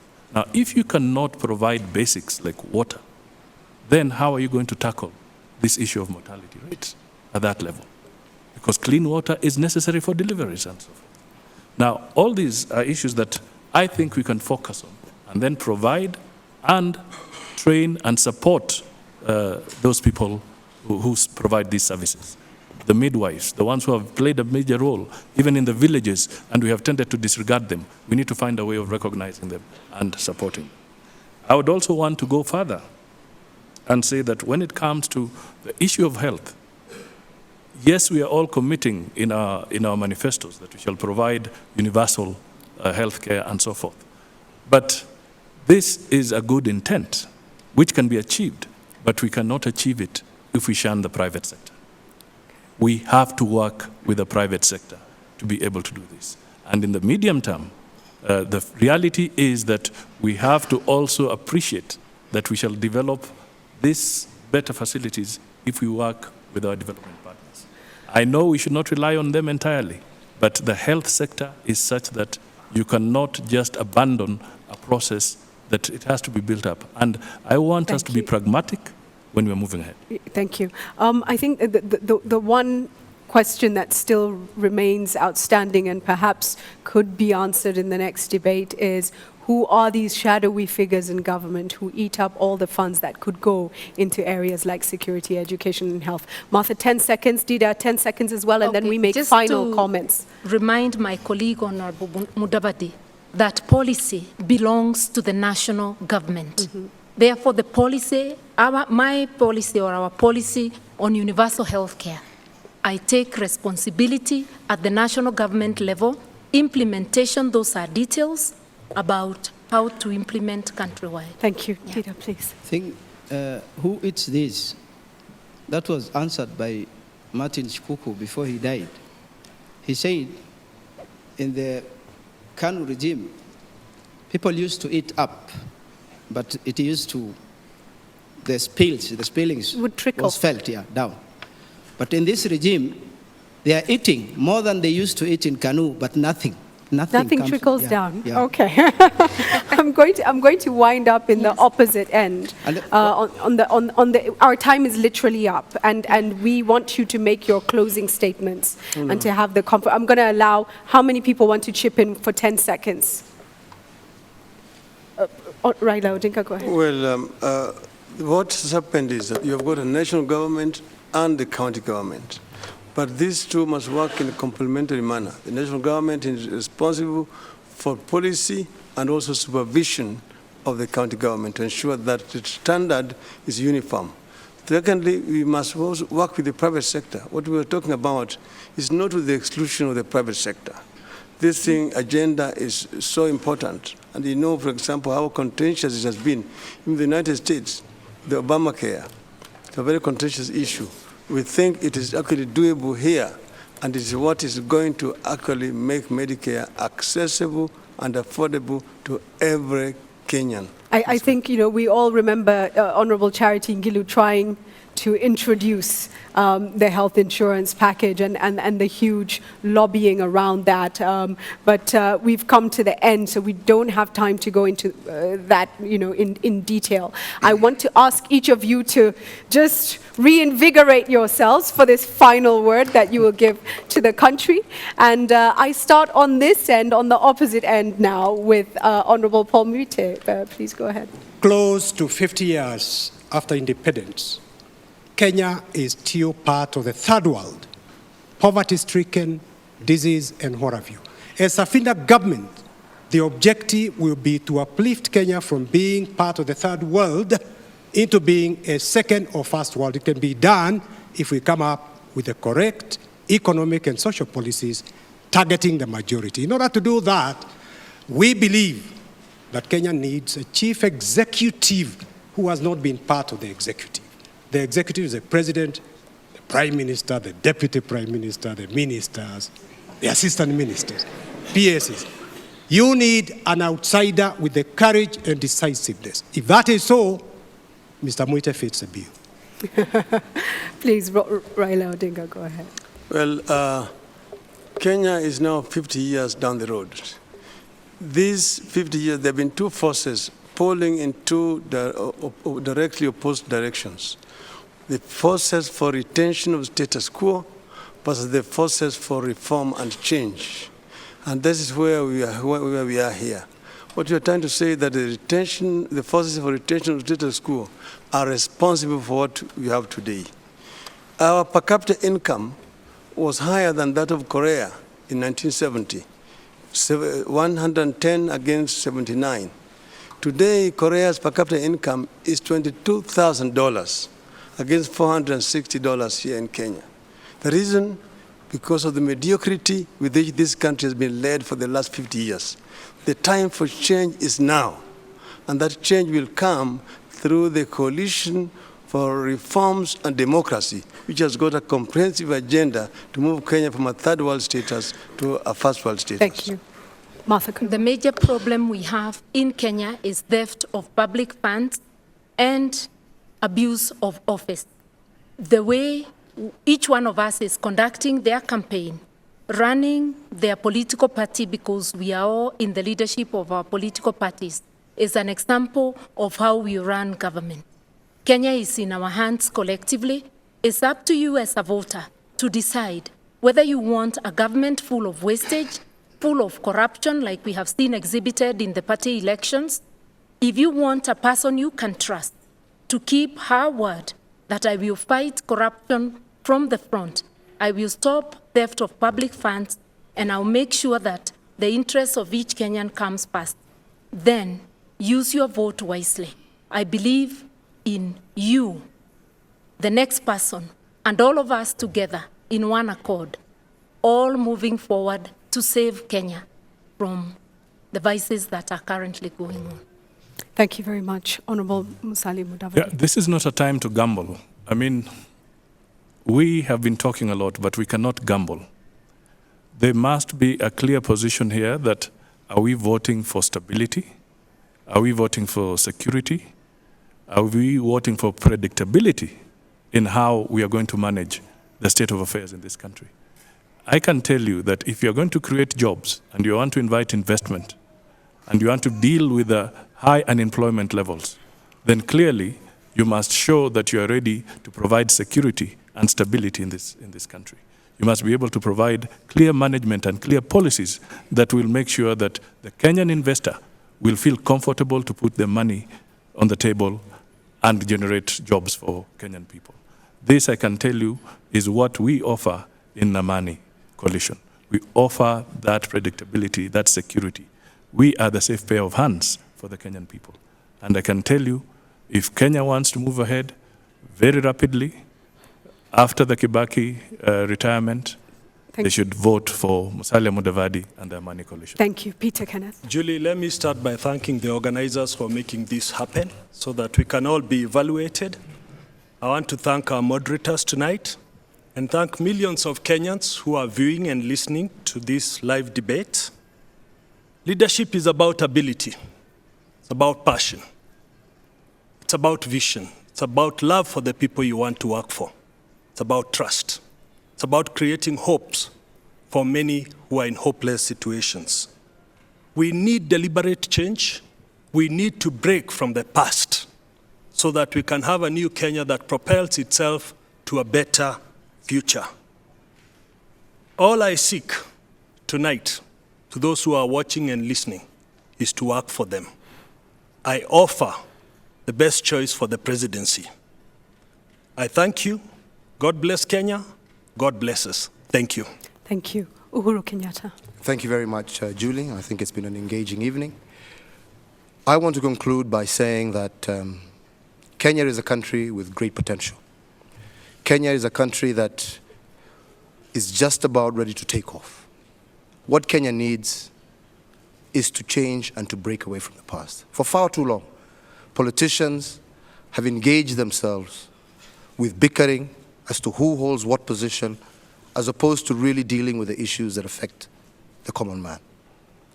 What I promise and give my commitment to Kenyans is that I will lead a government, together with my colleagues in Jubilee, that will be a listening government, that seeks to transform this nation, that seeks to unleash the potential that we have, especially amongst our youth, and one that will not focus itself on blaming individuals for this or that, but rather be driven by action and true solutions that will bring positive change to the people of Kenya. I ask you and ask the people of Kenya, vote for me, vote for our Jubilee coalition, and let us together transform this nation. Thank you.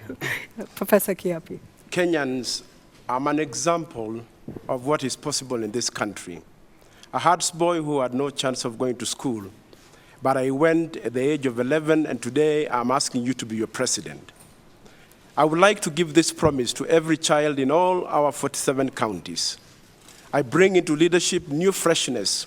I'm new in politics, but I've been 20 years in public service.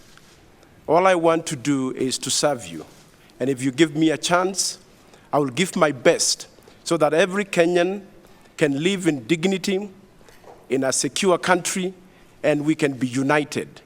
That's my promise to you if you make me the next president of the republic. Thank you. Thank you very much. Mwalimu I will Odinga. conclude it philosophically. Each one of us, whether they're aspiring presidential candidates or any Kenyan or any human being, there's a unique character trait that God has placed in each one of us. There's something unique in Paul Muite that is not in us. There's something unique in Prime Minister Raila Odinga. There's something unique that is in Martha Karua. There's something unique in all of us.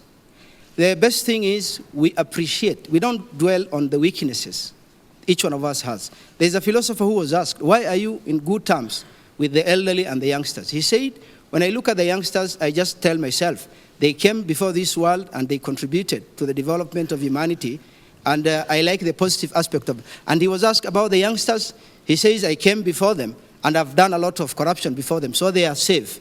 So we need to look and appreciate. Kenya is known historically to frustrate its potentials. We need to change from that, appreciate one another, come together and pray. I agree with the Indian monk who put it in the newspaper that 1 million Kenyans should write to God for the best decision. I'm not asking you to vote for me, vote for the best, according to judgment. Thank you so much. And I think what we do all agree on is this is a great nation, is that indeed Kenya is poised for incredible growth, that we have a youth bulge that could be such an amazing resource if they had the opportunity. And what we do want to do is thank you all for your participation tonight in allowing the country now to take a look at you as candidates and perhaps make their decision. Asanteni sana. Indeed, we thank you very much. And we set out to do 2 hours, but we've done 3.5 hours. We thank the candidates for being part of a very, very beautiful evening. And so do we thank the audience for our wonderful time here. Thank you. They deserve a warm round of applause.